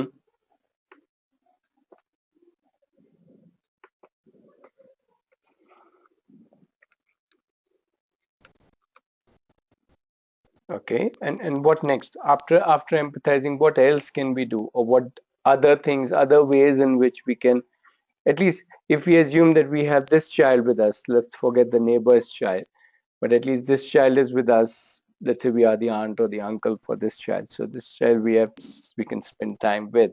How else we can get the child uh, to feel that the child can only feel confident and think through and solve or resolve his own situation or deal with his own situation without being the gyani, without trying to tell the child this is what you should do, but getting the child to think of how he can do. So one is questions. What else can we do?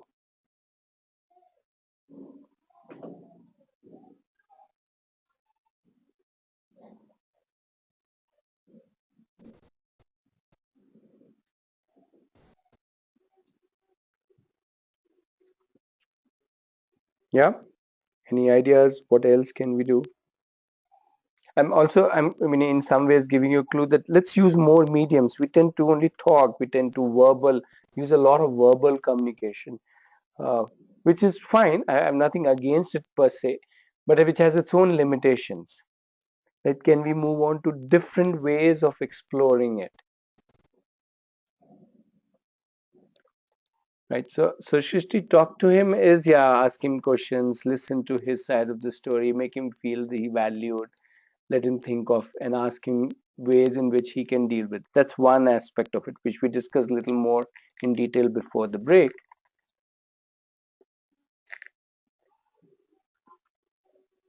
right? So one of the things that we use very less is visuals, and visuals are amazing. We can we can express through drawing. We can look at situation and solve them through drawing, through comics, through storyboards, through visual scenarios. Yeah, now, this may look like a technique, or but this is used. Remember, this is used world over by therapists.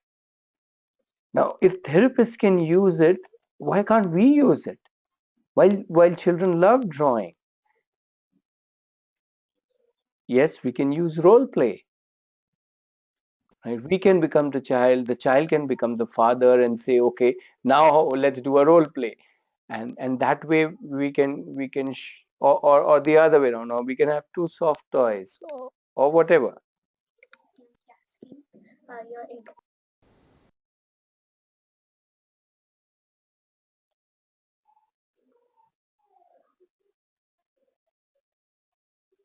And also realize we can maybe when we do these role plays, when we do these drawings, we can involve, depending on what is the state of mind, we can involve one parent or both parents, and get them to help them to relook at the situation in different ways, rather than coming and giving them gyan. You need to understand your child, you need to do this. Who wants to give gyan?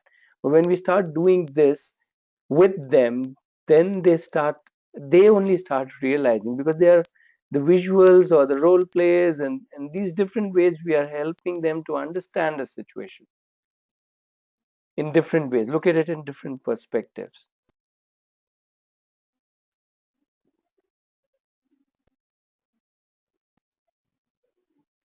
Many children like acting out, that's why they play so much teacher teacher, or mama, child, and so on. So there are children who like that.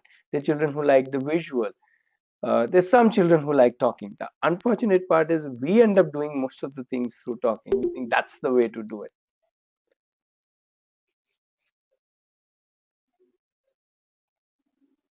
Children, you give them clay or play-doh and they make own characters. They say, this is daddy, this is child, this is this. So we are not trying to be therapists, but we are using these day-to-day materials and this day-to-day simple things like drawing and acting and questioning and listening to help the child and the parents see it in many different ways. What do you say?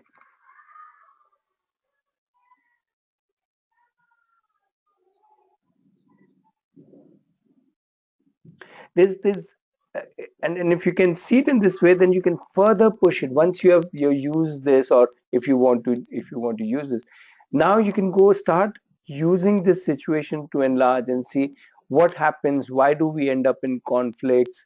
What all conflicts I have in my life, dad has in his life, at his work, mother has in her life. So how does child, how do I resolve my conflicts? How does each one? So we can zoom out and look at conflicts in a different way. We can zoom out and understand our emotions in our different way. How do we do, what do we do when we are angry? Well, I do this and I do that, so we can understand anger. We can understand different emotions, the emotions that the child went through the whole, his interactions with other people. So the emotions the child went through, the beliefs that we have, we can look at different beliefs we have about different things, and how do we want to work on those. So there can be so many aspects. Again, one situation can lead to so many different explorations. We can even talk about why do we come under society pressure. What if people not think not so good about us? What if people think differently about us? What do the neighbors think? How does that matter? In what way it matters, and so on.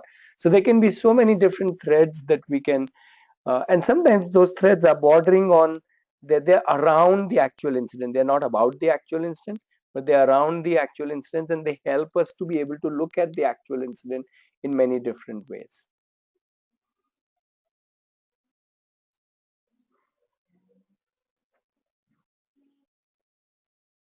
So again, we can explore different kind of habits of mind. We can talk about responsibility. We can talk about sensitivity to others, to self. We can talk about listening. We can talk about righteousness. We can talk, maybe he fought because he thought he was right, and the other child fought because he thought he was right, revenge, the concept of revenge and how we feel like taking revenge and so on. There's so many concepts that we can explore. So one situation, and again we can have pathways.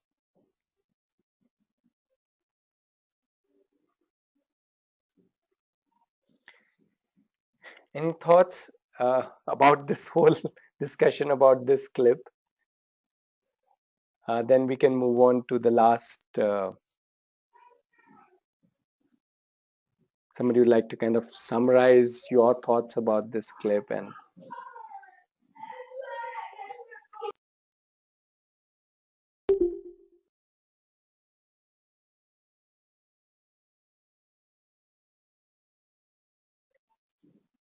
Yep, anybody? Kind of just share your thoughts, not that you have to summarize anything. Just share your thoughts on this whole uh, clip and then we can move on to the next one.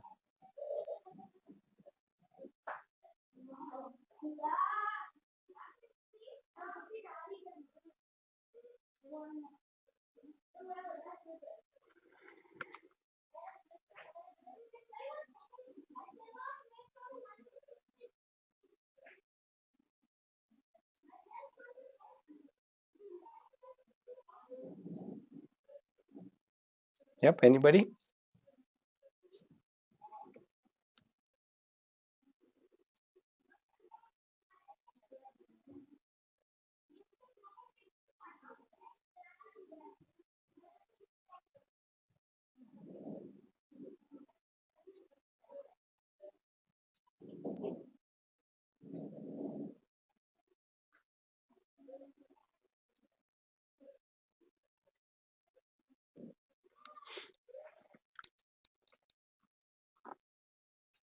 Okay, so let me ask a different question. Now that we've discussed this clip for almost about half an hour, leaving out the break time, now when you look back at the whole clip, now you look at the father, look at the mother, look at the child, look at the situation. Now, what are your thoughts? How has it changed, or rather, not changed in the sense of change, but how have they? Uh, how do they compare with the thoughts that were there at the beginning when you just saw the clip? And I think somebody else, somebody did unmute their mic. Sorry, I missed seeing who it was. Please come on, share. Yeah, Ratnesh Shilpa here. Yeah, Yeah, now when I see the entire situation, it is more about, in a situation where it will, where I see that the child is enough to, with that attitude, with that mindset probably, and uh, and when I think with that, thought in my mind, uh, there is lot more which I can do, yeah, and yeah, the first thing what anytime it comes is, as कि बता दो कि ऐसा करना चाहिए नहीं करना चाहिए. It's always giving gyan, but if we just put that aside and you know just that they are capable, and that it really changes the entire perspective. yeah.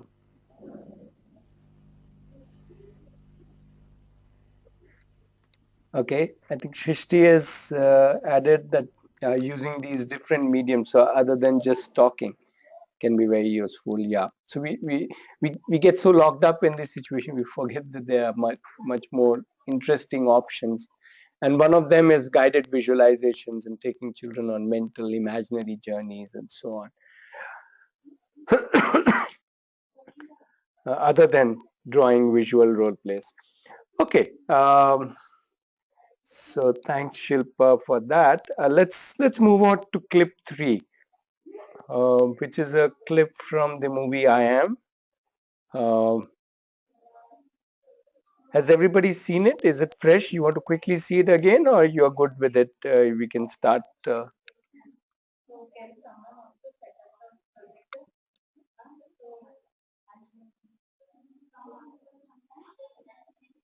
Okay, so if you'd like to see it, just quickly go to the community. Once you click on the video, just use the bottom one to reach the right clip. It's a small clip, I think, just 2-3 minutes. Just quickly see it. Once you are done, ready, then we can explore the third situation.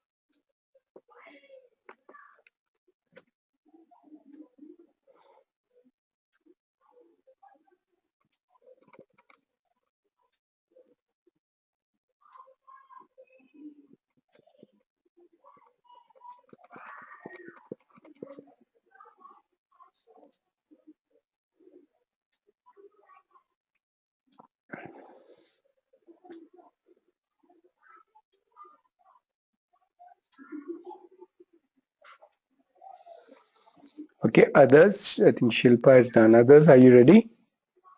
Just give me a done or a ready in the chat window.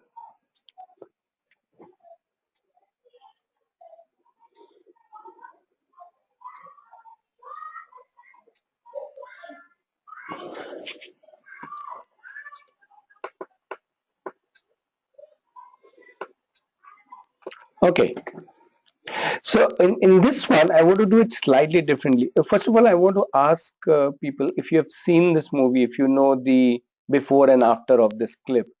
So if anybody has seen, there's a movie called I Am. It's a Hindi movie. Has anybody here seen this movie? In the sense, do you know what happens after this, or you know what happened before this?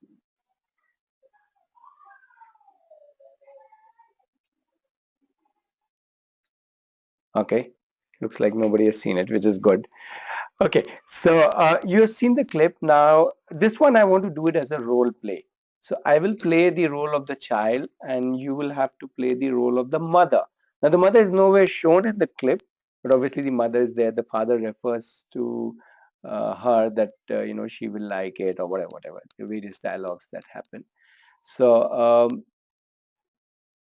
uh, so now you have to. The situation is that you are the mother. The child has come to you. And the child is telling you that I don't like him, as in referring to the stepfather. Okay, so he's the stepfather. If you could not get that, he's the stepfather, uh, which is where he refers in between to your father had gone there. Would you like your mother also to go to heaven? So he refers to that. So the child has come to you and saying that I don't like him. Please ask him to leave.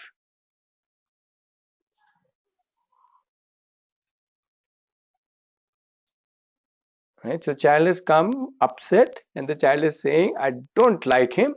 Ask him to leave right now. Right? So I'll play the role of a child. You have to play the role of the mother. And all of you can respond at the same time. All of you can be the mother.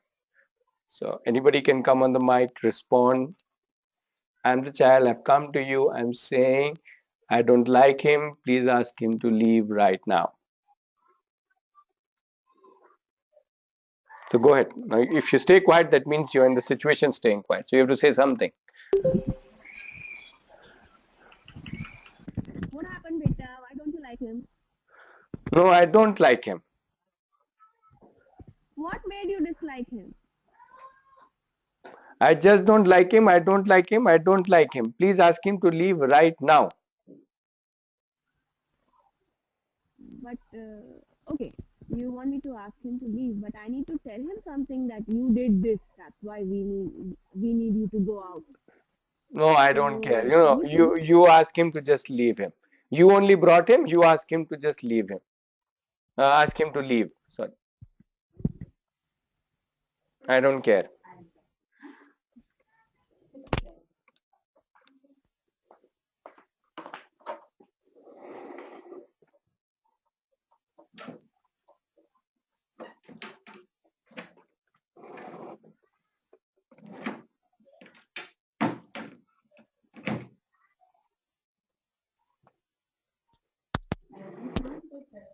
Okay, I understand that you don't feel comfortable with him.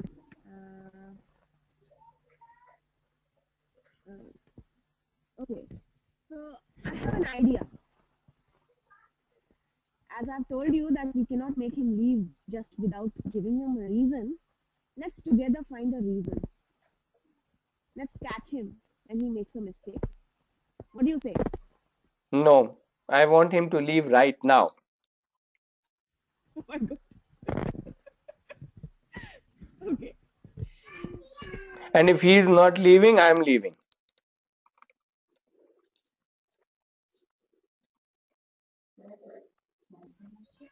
Oh no. I don't want you to leave. Then you ask him to leave. Okay.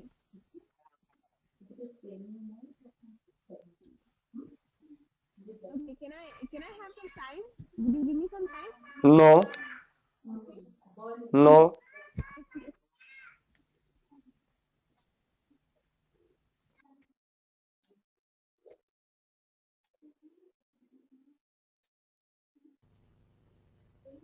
But where will uncle go right now? I You have don't know. to Wherever he was before.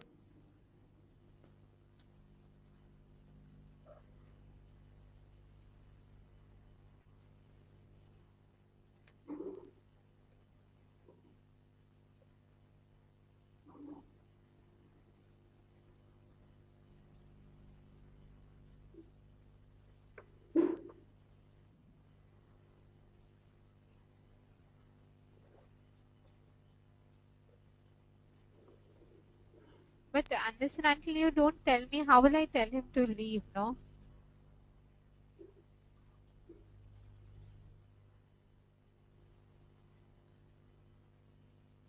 You only brought You're him. No, feeling you only brought him. you're You only. feeling upset about him, you're angry at him, Yes.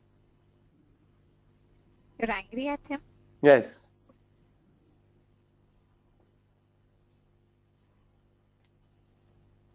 I don't like him.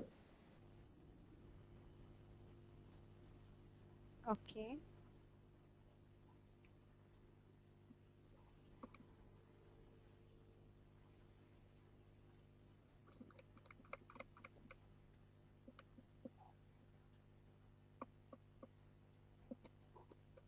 What made you angry, beta? I don't know. What made you angry? I don't know. Okay. I don't like him. But Okay. last time you were playing football with him, that time you enjoyed, right? You enjoyed with him playing football? No.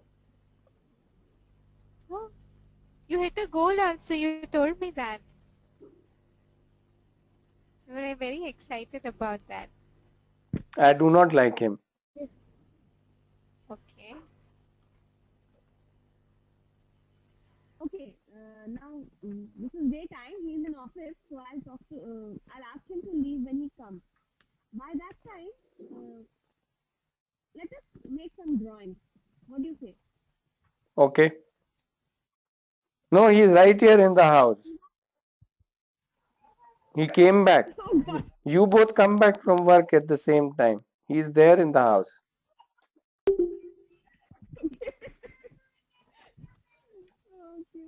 So I was trying to buy some time, and you said that he's right here in the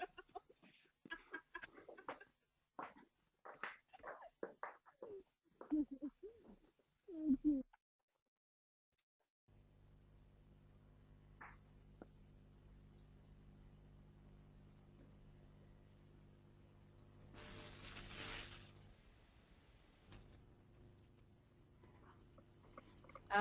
Do you want him to go forever, or is just for the right now you don't want to see him? Forever. I hate him. I hate him. I hate him.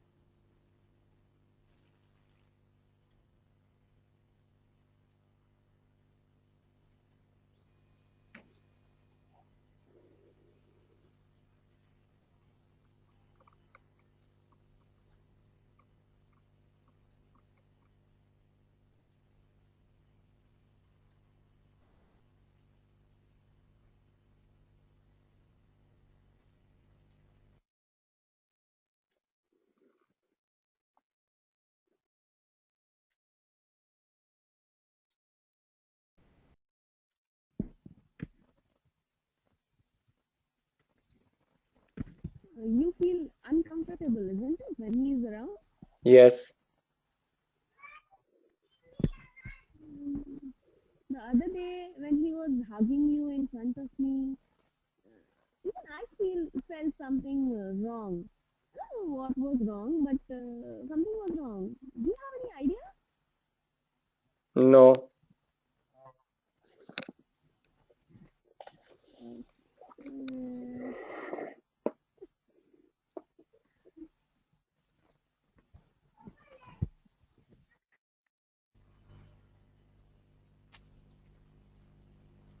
Uh, Okay, so you love your cat, no?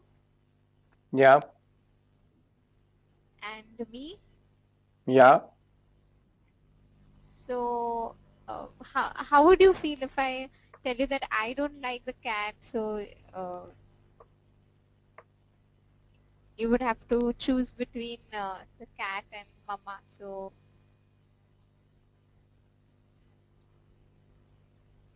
So what would you feel? What would you feel? nothing. I mean, if I tell you that now you have to we have to say, we cannot have the cat in the house anymore. Nothing. So would you be ready to part away with your cat? I don't know. That is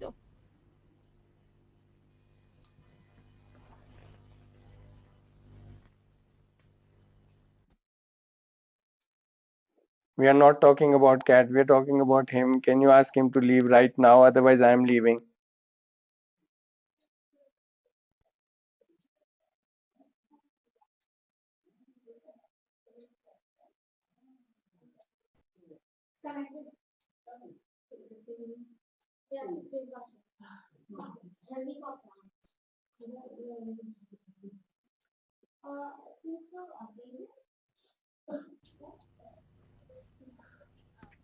why I was talking about the cat was that because see I as you like the cat and mama the same way I also like you and uncle also.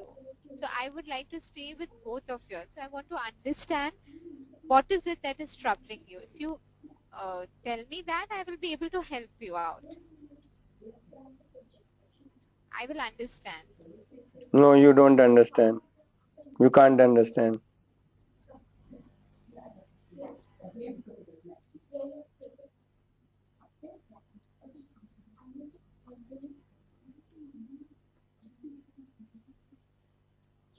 Okay, but what makes you think that mama will not understand? Give it a try. No, let's try. Try what? Try telling mama, make mama understand. No. No, I just want him to leave.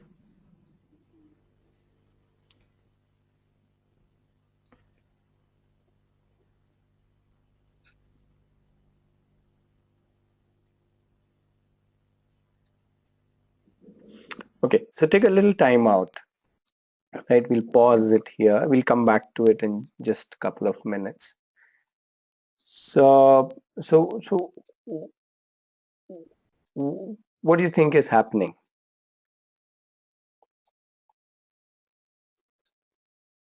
How are you feeling as a mother? How are you feeling?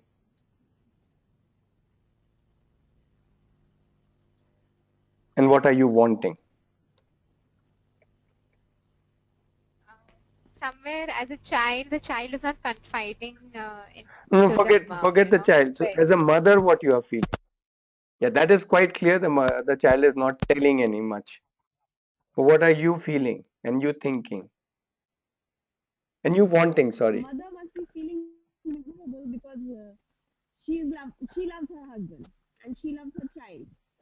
Now the child is unable to maybe is not comfortable with the husband. So how will she balance between it? Well, it's difficult to balance. She So loves whom the child so as much whom as are she you loves. with? Are you with yourself or are you with the child?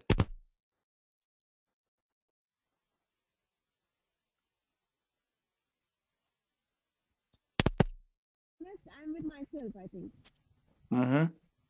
because I'm ideally I'm not saying okay, okay. Chalo, if you say we'll just chuck him out of the house. I'm not saying that.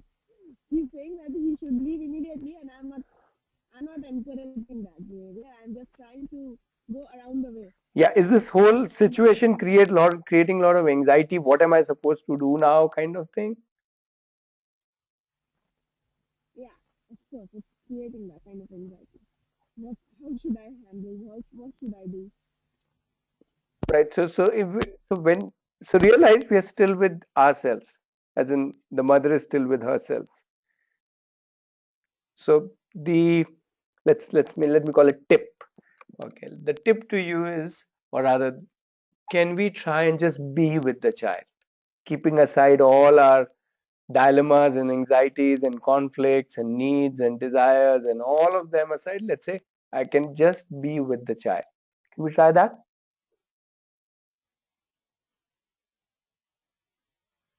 What do you think the child needs? Child needs you being with your anxiety, or the child wants you to be with him?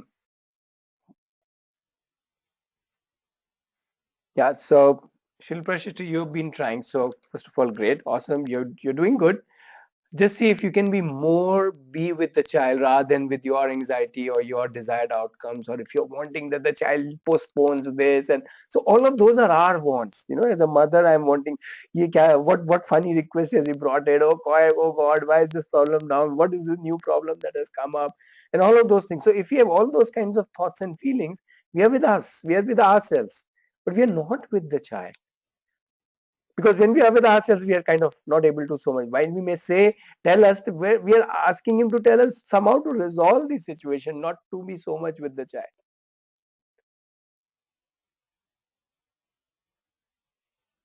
So see if that is the case. I'm not saying that is the case. I'm saying if that is the case, then see if you would like to keep that aside and just be with the child.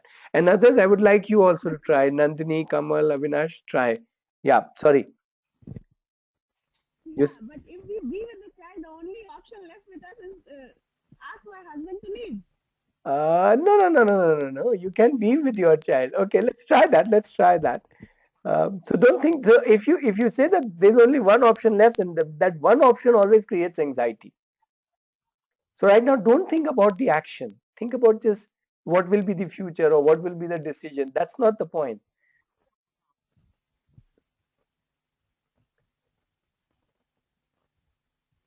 Okay. See, Mm. when a child is saying whatever the child is saying, you have to realize it's not so much about the action, it's about something else. And if you get caught in the action, then obviously the action becomes more important. Then we resist that in every possible way. And then we end up time spending in resisting the action, in this case to ask a husband to leave, rather than understanding the child and being with the child. Try. Okay. Pause over. We're back to the situation. You may want to restart or you can continue. I leave that to you. So if you want to restart, just tell me restart. We'll restart from the beginning. Or if you want to just continue, you can just continue. Yeah, you are angry? Yes.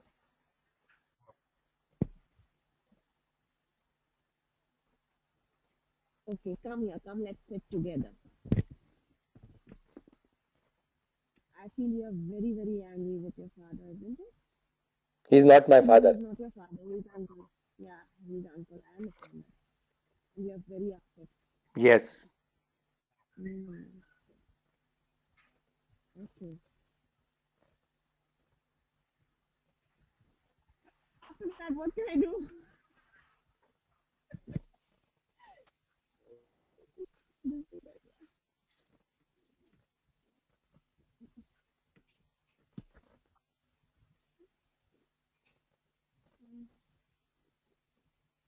Please ask him to go away. You,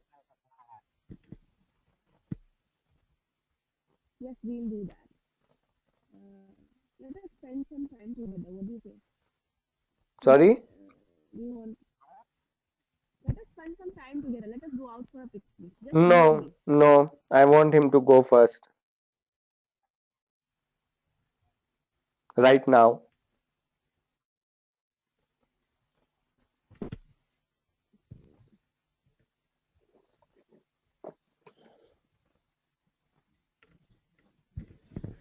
Uh, okay. You're very angry with uncle, right? Right. Why don't you just draw and show me how much angry you are? I don't want to draw. Okay. Uh, how would you like to show me? कितना गुस्सा आया है कैसे दिखाओगे? I just told you, please ask him to go away.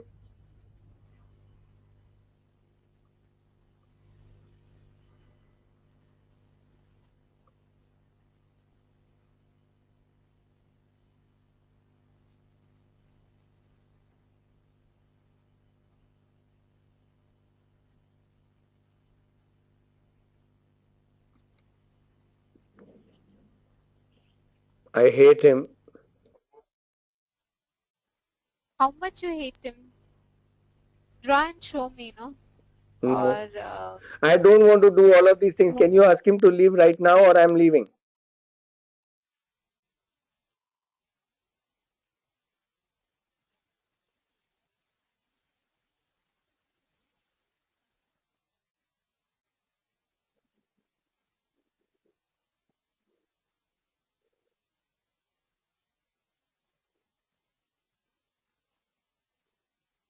I hate. last when you were angry with your cat, what did you do with your friend? What did you do? I don't know. I hate him.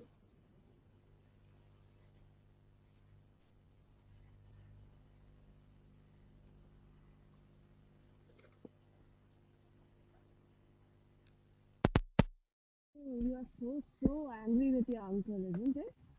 You remind me of something. Uh, one day, even I was very angry with my father.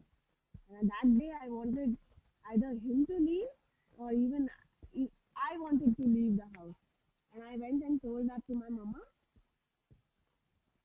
Mm, I need to create a story. Okay, very difficult situation. Whoa, okay, time out. Why do you want to create a story? Why do you want to talk about the cat or any other story? The child, can you be with the child? Because when you are with the story, you're again trying to do something, you're trying to resolve something, trying to. I'm just saying, can we be with the child? Can we be as simple as that?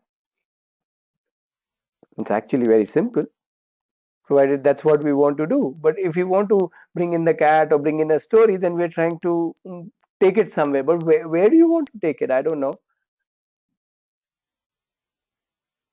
As if you have an outcome in mind, and that's why you're using all of these things to reach an outcome. You know what I mean? But what I'm suggesting is that is one way of doing it, outcome based or resolving based. But can we be just with the child? Because you yourself said the child isn't telling much, or maybe the child is telling a lot of things. We just need to be with the child. Try that.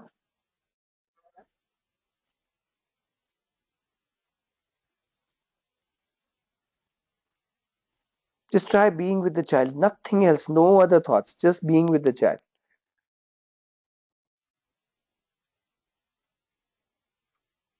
Somebody else also wants to join in. Nandini, Kamal, Avinash. The idea is just to be with the child. Meaning you can obviously try any other thing that you would like to try.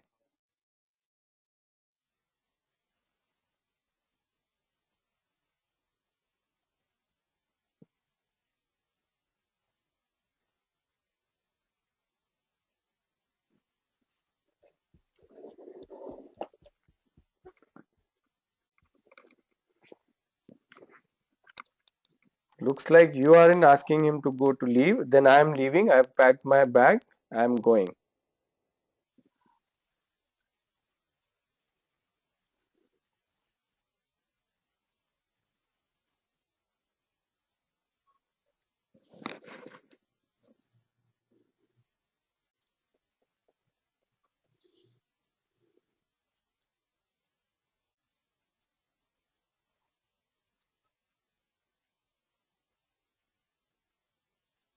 Okay. Bye, mom.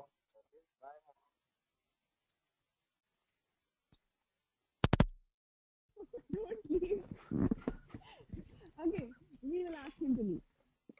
Okay, after that, what do you want to do? After he leaves, who Nothing. who is going to play football with you? Won't you miss anyone? No. Okay, no. Okay, then let's go and ask him to leave. You go and ask him to leave. I am not coming.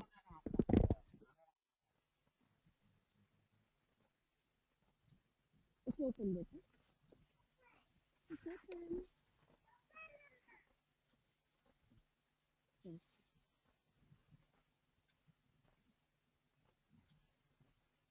Uh-oh.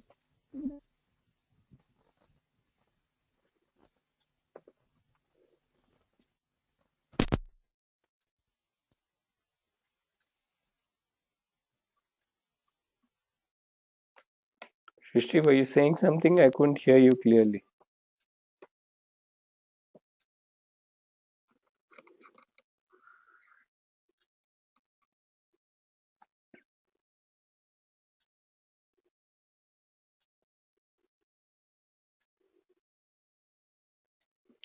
Nandini, come on, Mike. Just try. Even if you hold the child hand, the child is saying, I'm going. You are not asking him to go, so I'm going. So obviously you can't hold on to it too long. So you'll have to say something or do something. So try. Try being with the child.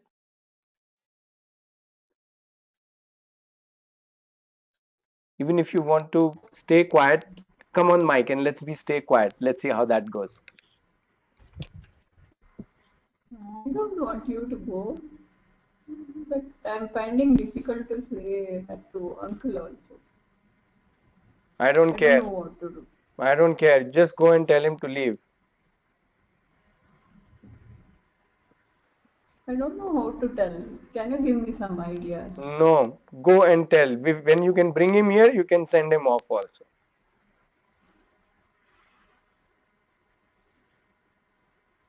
can't just say that just like that. I don't know.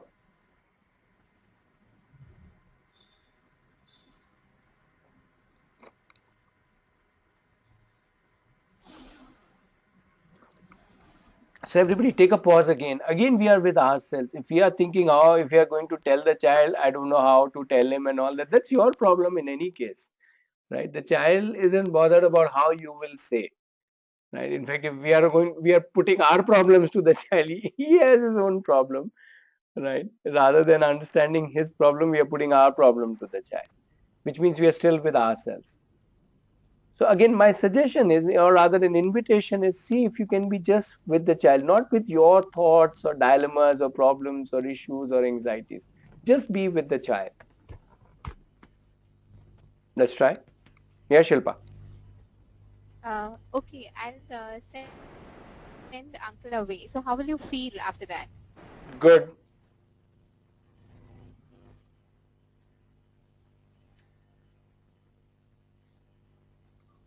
Good. What what would you like to do after he goes? I don't know.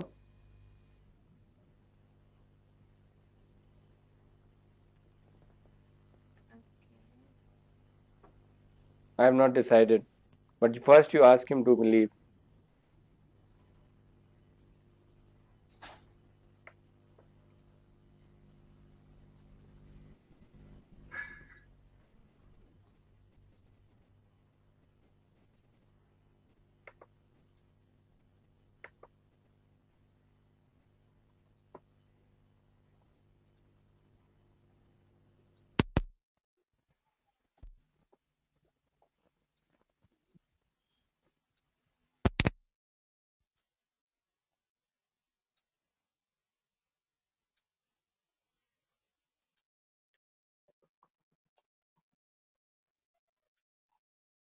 Yeah, go ahead, guys. I'm about to leave.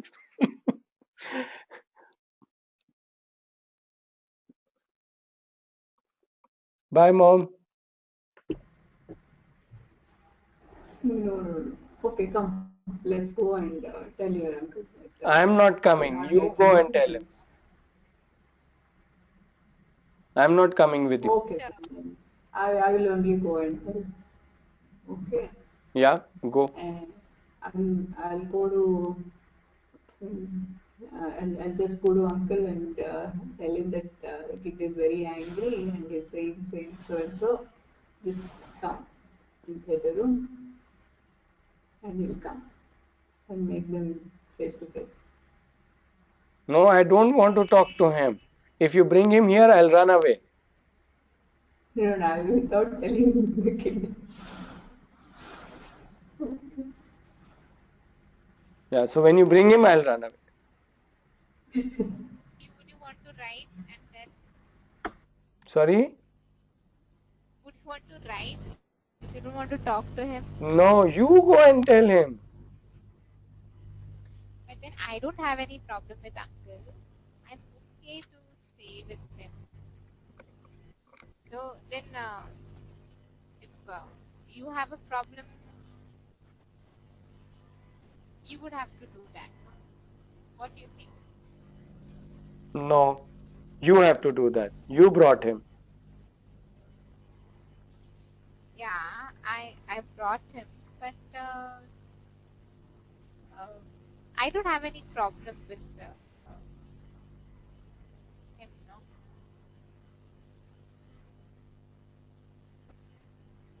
if you don't want to talk, that is okay. Just write and give it to me. No, I'm I'll going give it away. to him. Okay, then I'm going away. I hate him. I don't even want to write anything to him. It looks like you're not only angry, you're also very scared of uncle. It means he has he lifted his hands on you? Did he hit you? That I already told you last time only.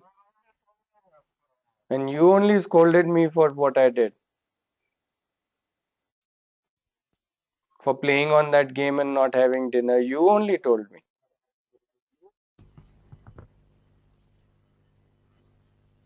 Okay, I really understand that you hate him and you don't like him. But what do you think? Can we just tell somebody to leave like that? Should give him also some time, right? I don't care.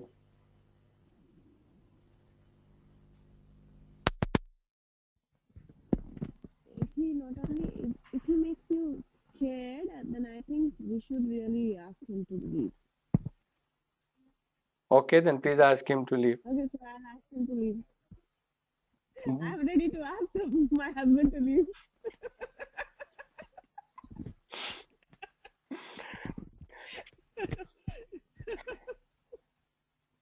Okay, let's go back. Let's go back to the starting. Let's reset the situation, right? You're still not with me.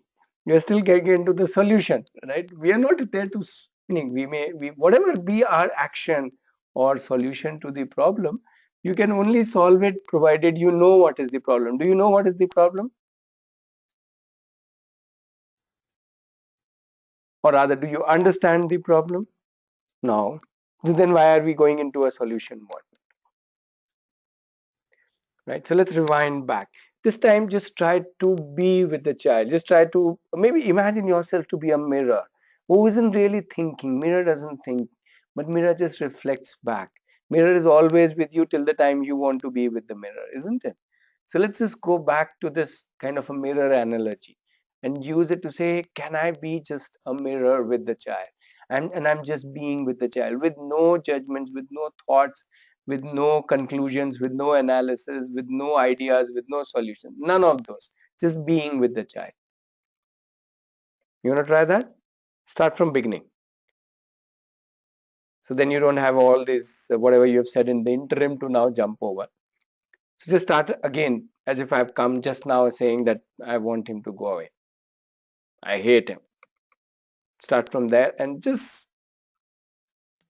be with me and see what happens. You're too soon running on to something else.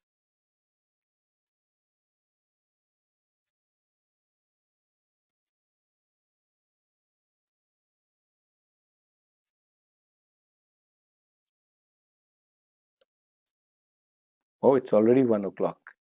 God, I didn't realize the time. So I would like you to try it. So go ahead. Somebody just go ahead. Just try it. Don't bother. We will take 5-10 minutes more. I hope that's okay. Yeah, Shilpa, go ahead. You seem to be angry. You look angry Yes. and upset. Yes. I hate him. Okay, that's fine.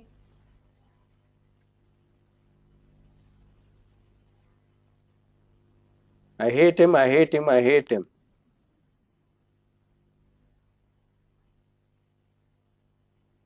And it's not fine.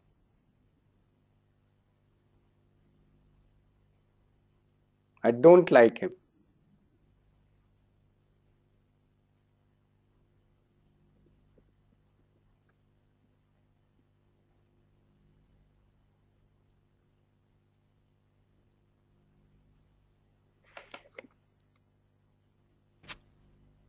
Are you asking him to go away?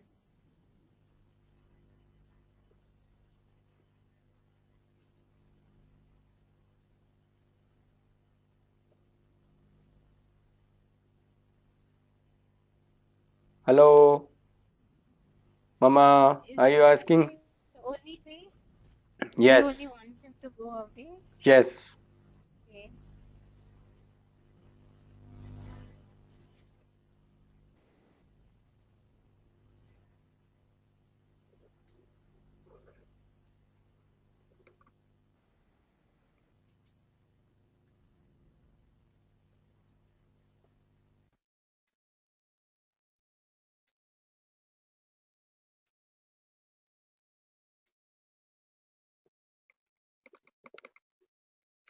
Come on, guys.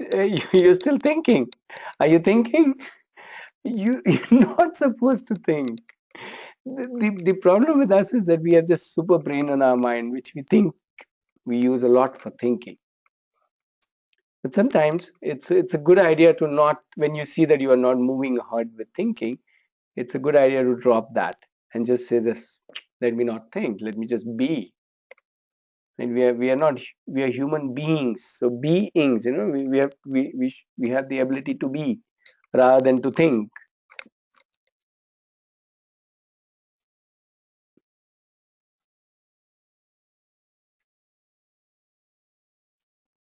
Come on, try it out. We are already beyond 1 o'clock. Sorry, I'm overshooting the time.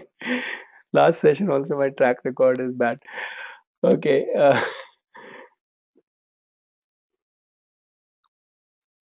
Somebody go ahead and just be with the child. No analysis, no questioning, no solutions, no directions. You don't even have to. Yeah, Vinash. Yeah, I think I will not use any verbal language here. I will just be there. I see, I will acknowledge that he's angry. That's it. I'll be silent there. How will that help? If you're So just I silent, acknowledge that you're angry and I'm being there. Yeah. okay. Let's start the situation from zero. So I've come to you. Please ask that man to leave. And I understand you're angry. Just let us sit together and be there. That's it.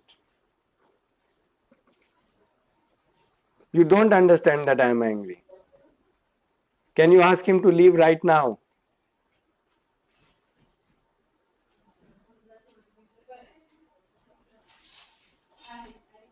Are you hearing me? Can you ask him to leave right now?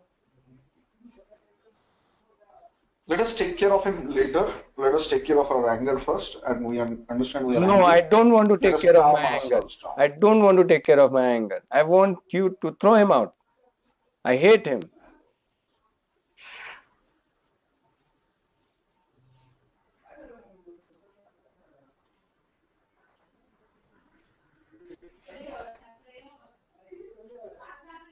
Are you there? Why are you quiet?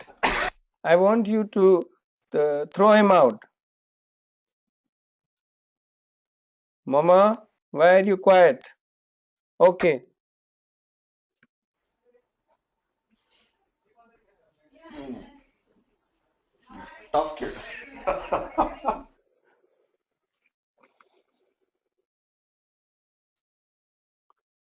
Actually, the kid is not tough.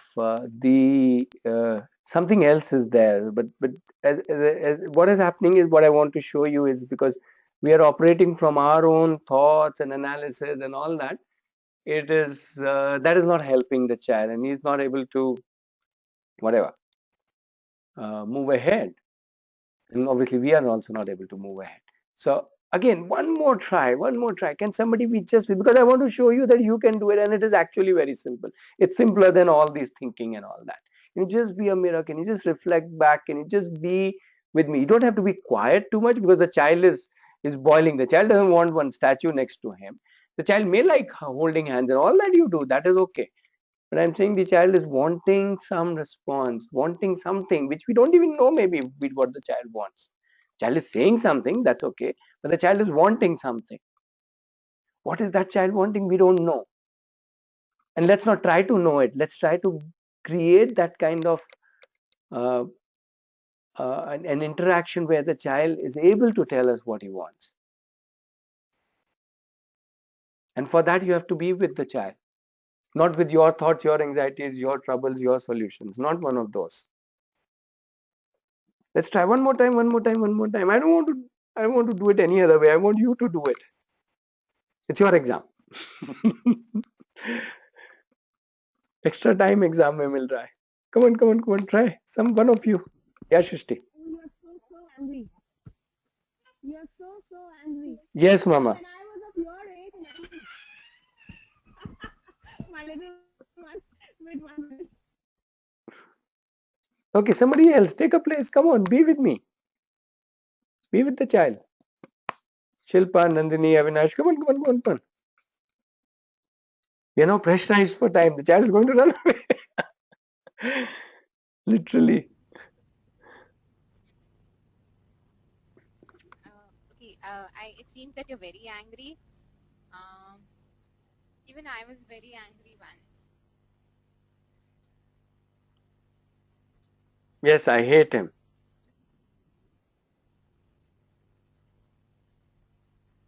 Okay. Say you hate him. Say you hate him. I'll help you out.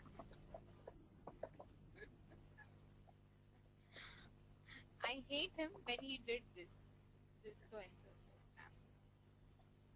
No, you have to say to the child as a mother that, oh, you hate him. Come on, say, acknowledge me. Just keep acknowledging me. Yeah. Oh, you hate him? Yes. Please throw him out of the house. Reflect, Okay, so you acknowledge. want me to throw him out? Yes, say You want that. me to throw him out of the house? Yes, right now. Right now? You want me to No, throw him right now? yeah, so don't say it as a question because you're not questioning what I'm saying, right? You're only reflecting what I'm saying. So possibly I would say something like, oh, you are so angry that you want me to throw him out right now. So I'm just Right now. reflecting back.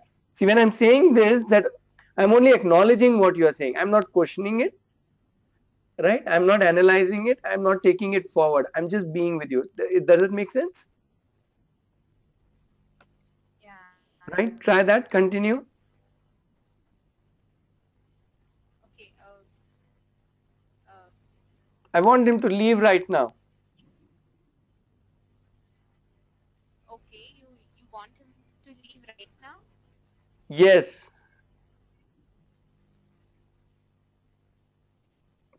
I hate him. He's very bad. Is you hate him and you hate him and you want him to leave right now? Yes, he's a bad man.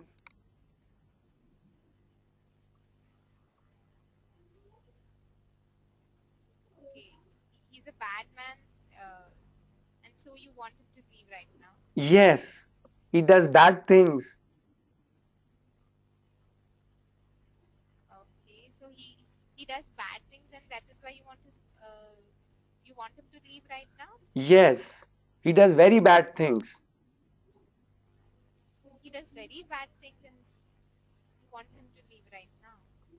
Yes, I hate him, I hate him, I hate him, I hate him, I hate him.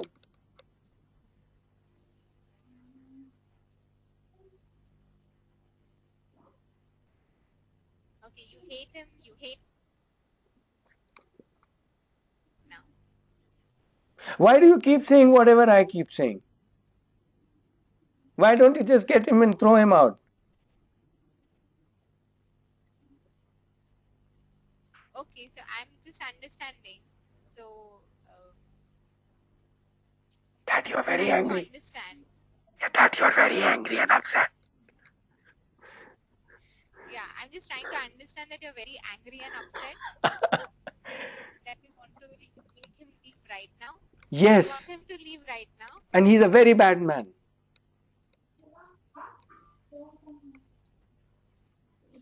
Okay, he's a bad man, and that is why you want him to leave right now.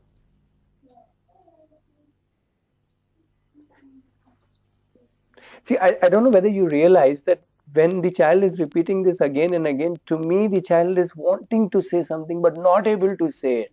He's stuck somewhere, which is why I don't need to bring in anything else. I just need to be with the child. If he finds that I'm repeating his words, I can obviously change the words little here and there. I can say you are feeling upset or you're mad about him or you're whatever. Are you getting me? Continue. No, but Ratish, I'm not able to understand that when if the child is wanting to tell something and not able to tell, what is it that the child is, stopping the child? I mean, I don't know. We don't know. Whatever. I'm It could be not able anything. to It could be connect. fear. I'm not able to connect. Yeah, because you're trying to think. Don't think. Be with the child. Let give that space to the child. Right? The child will come. We don't have to analyze the child. We just have to give him that space to come out with whatever he wants to come out. Maybe he will reach a point. That's why I'm saying continue. Continue. Say something to me. Say something like, I'm with you, I'm listening, I'm with you. Come be with me, not somewhere else. You know what I mean? Not go to a picnic or an ice cream shop or somewhere else. Be with me. Come on, say something. Okay, I understand that you are angry, you hate uncle, uh, that you think he's a bad man, and you want him to leave right now. Yes, I want him to leave right now.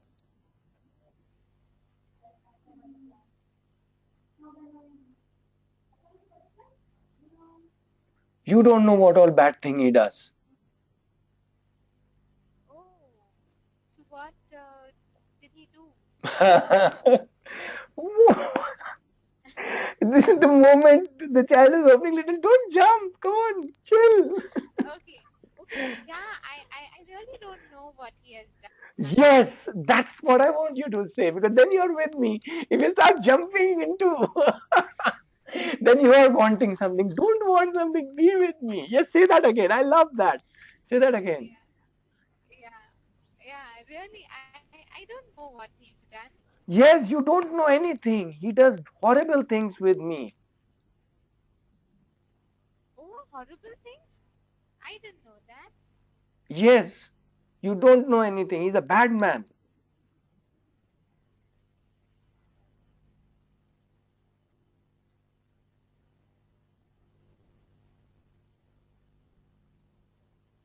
Again, reinforce. I'm there to listen to you. I'm there with you. Tell me how it is. Whatever. You gotta. Yeah, yeah, what? Uh, now again, I'm going in that analytical mode. Yeah, don't go into that. Just be with me.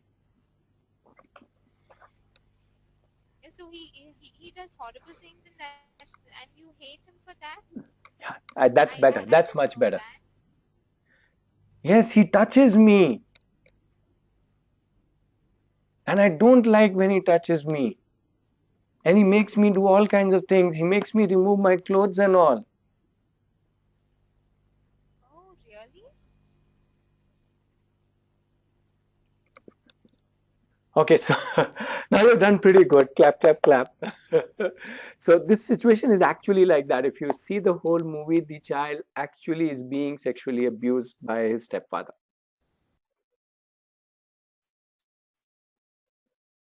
And you see, it can be very, very difficult for a child to tell that. And it's a good enough reason for him to ask the man to go. But he, in this movie, particular story that this movie shows, he's never able to tell his mom. And kind of he only tells her when she's at her deathbed, kind of thing. So it's actually sad. The movie is actually quite sad. But the movie also raises this whole question as to how are we listening to our children? Are we all the time analyzing, concluding, judging, directing, or are we stopping and letting them create that? Giving them that kind of space where they can come out even out of their the most difficult things to say. Now you realize why it was so difficult, meaning obviously you did not know the context, but you realize why it was so difficult. And how would we know when things, so that's where the child, the way the child is speaking, what the child is speaking, and the child is not able. See, if the child is anyway able to tell us, then there's no problem. Then we know how it is.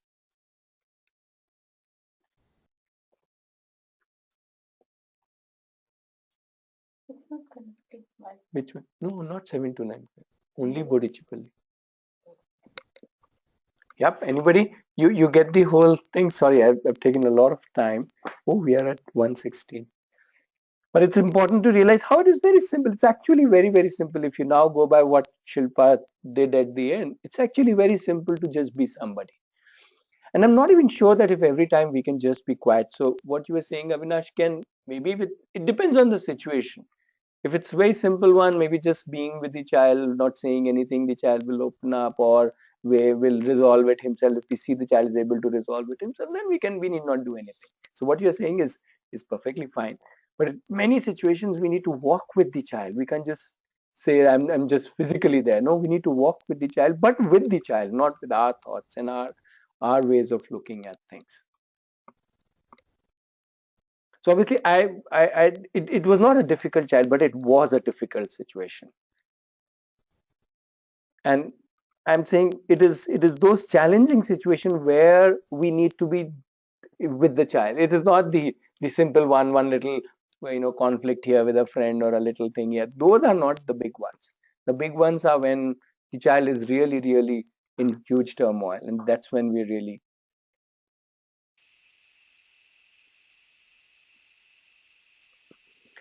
Yeah. Is my audio visible? Oh, sorry, audible. Right. Would somebody like to just kind of share your thoughts? Am I audible? Yeah. I just, since all of you have been through this, okay, maybe Shrishti, Shilpa, just quick, and Avinash, quick thoughts, and then we close the session.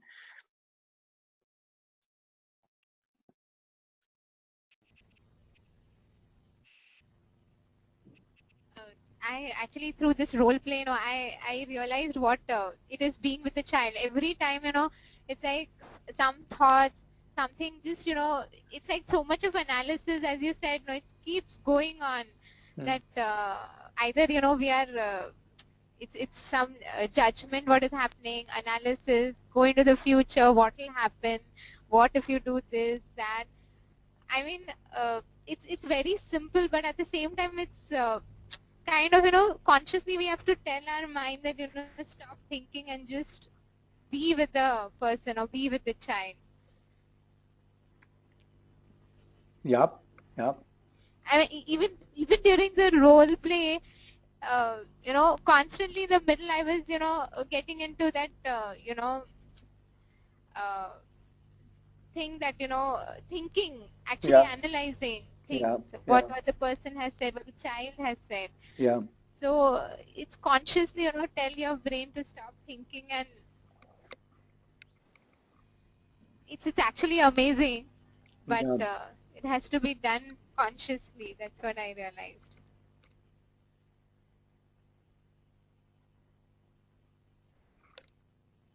Yeah. Sure. It's very simple, but the simple things we have lost. We have gone into all complicated tools and techniques and methods and stuff like that. But simple things often are easier to do and great in their effect. Shishti, some thoughts, closing thought.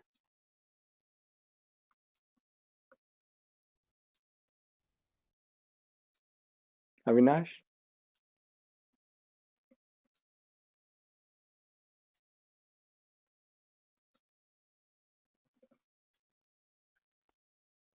Yeah, I think it reflects. It reflects us. In fact, I will just share a completely different story right now, where we friends of 10th standard we met after 20 years last week, and when we were chit chatting, all friends, everyone brought up the topic how much beating we have got in the childhood by our parents, and everyone was telling a story where everyone has got hit for doing or being beaten or physically beaten in context of what we were doing. And then when I asked him what we do now with their kids or your kids, they said, "No, we never touch them."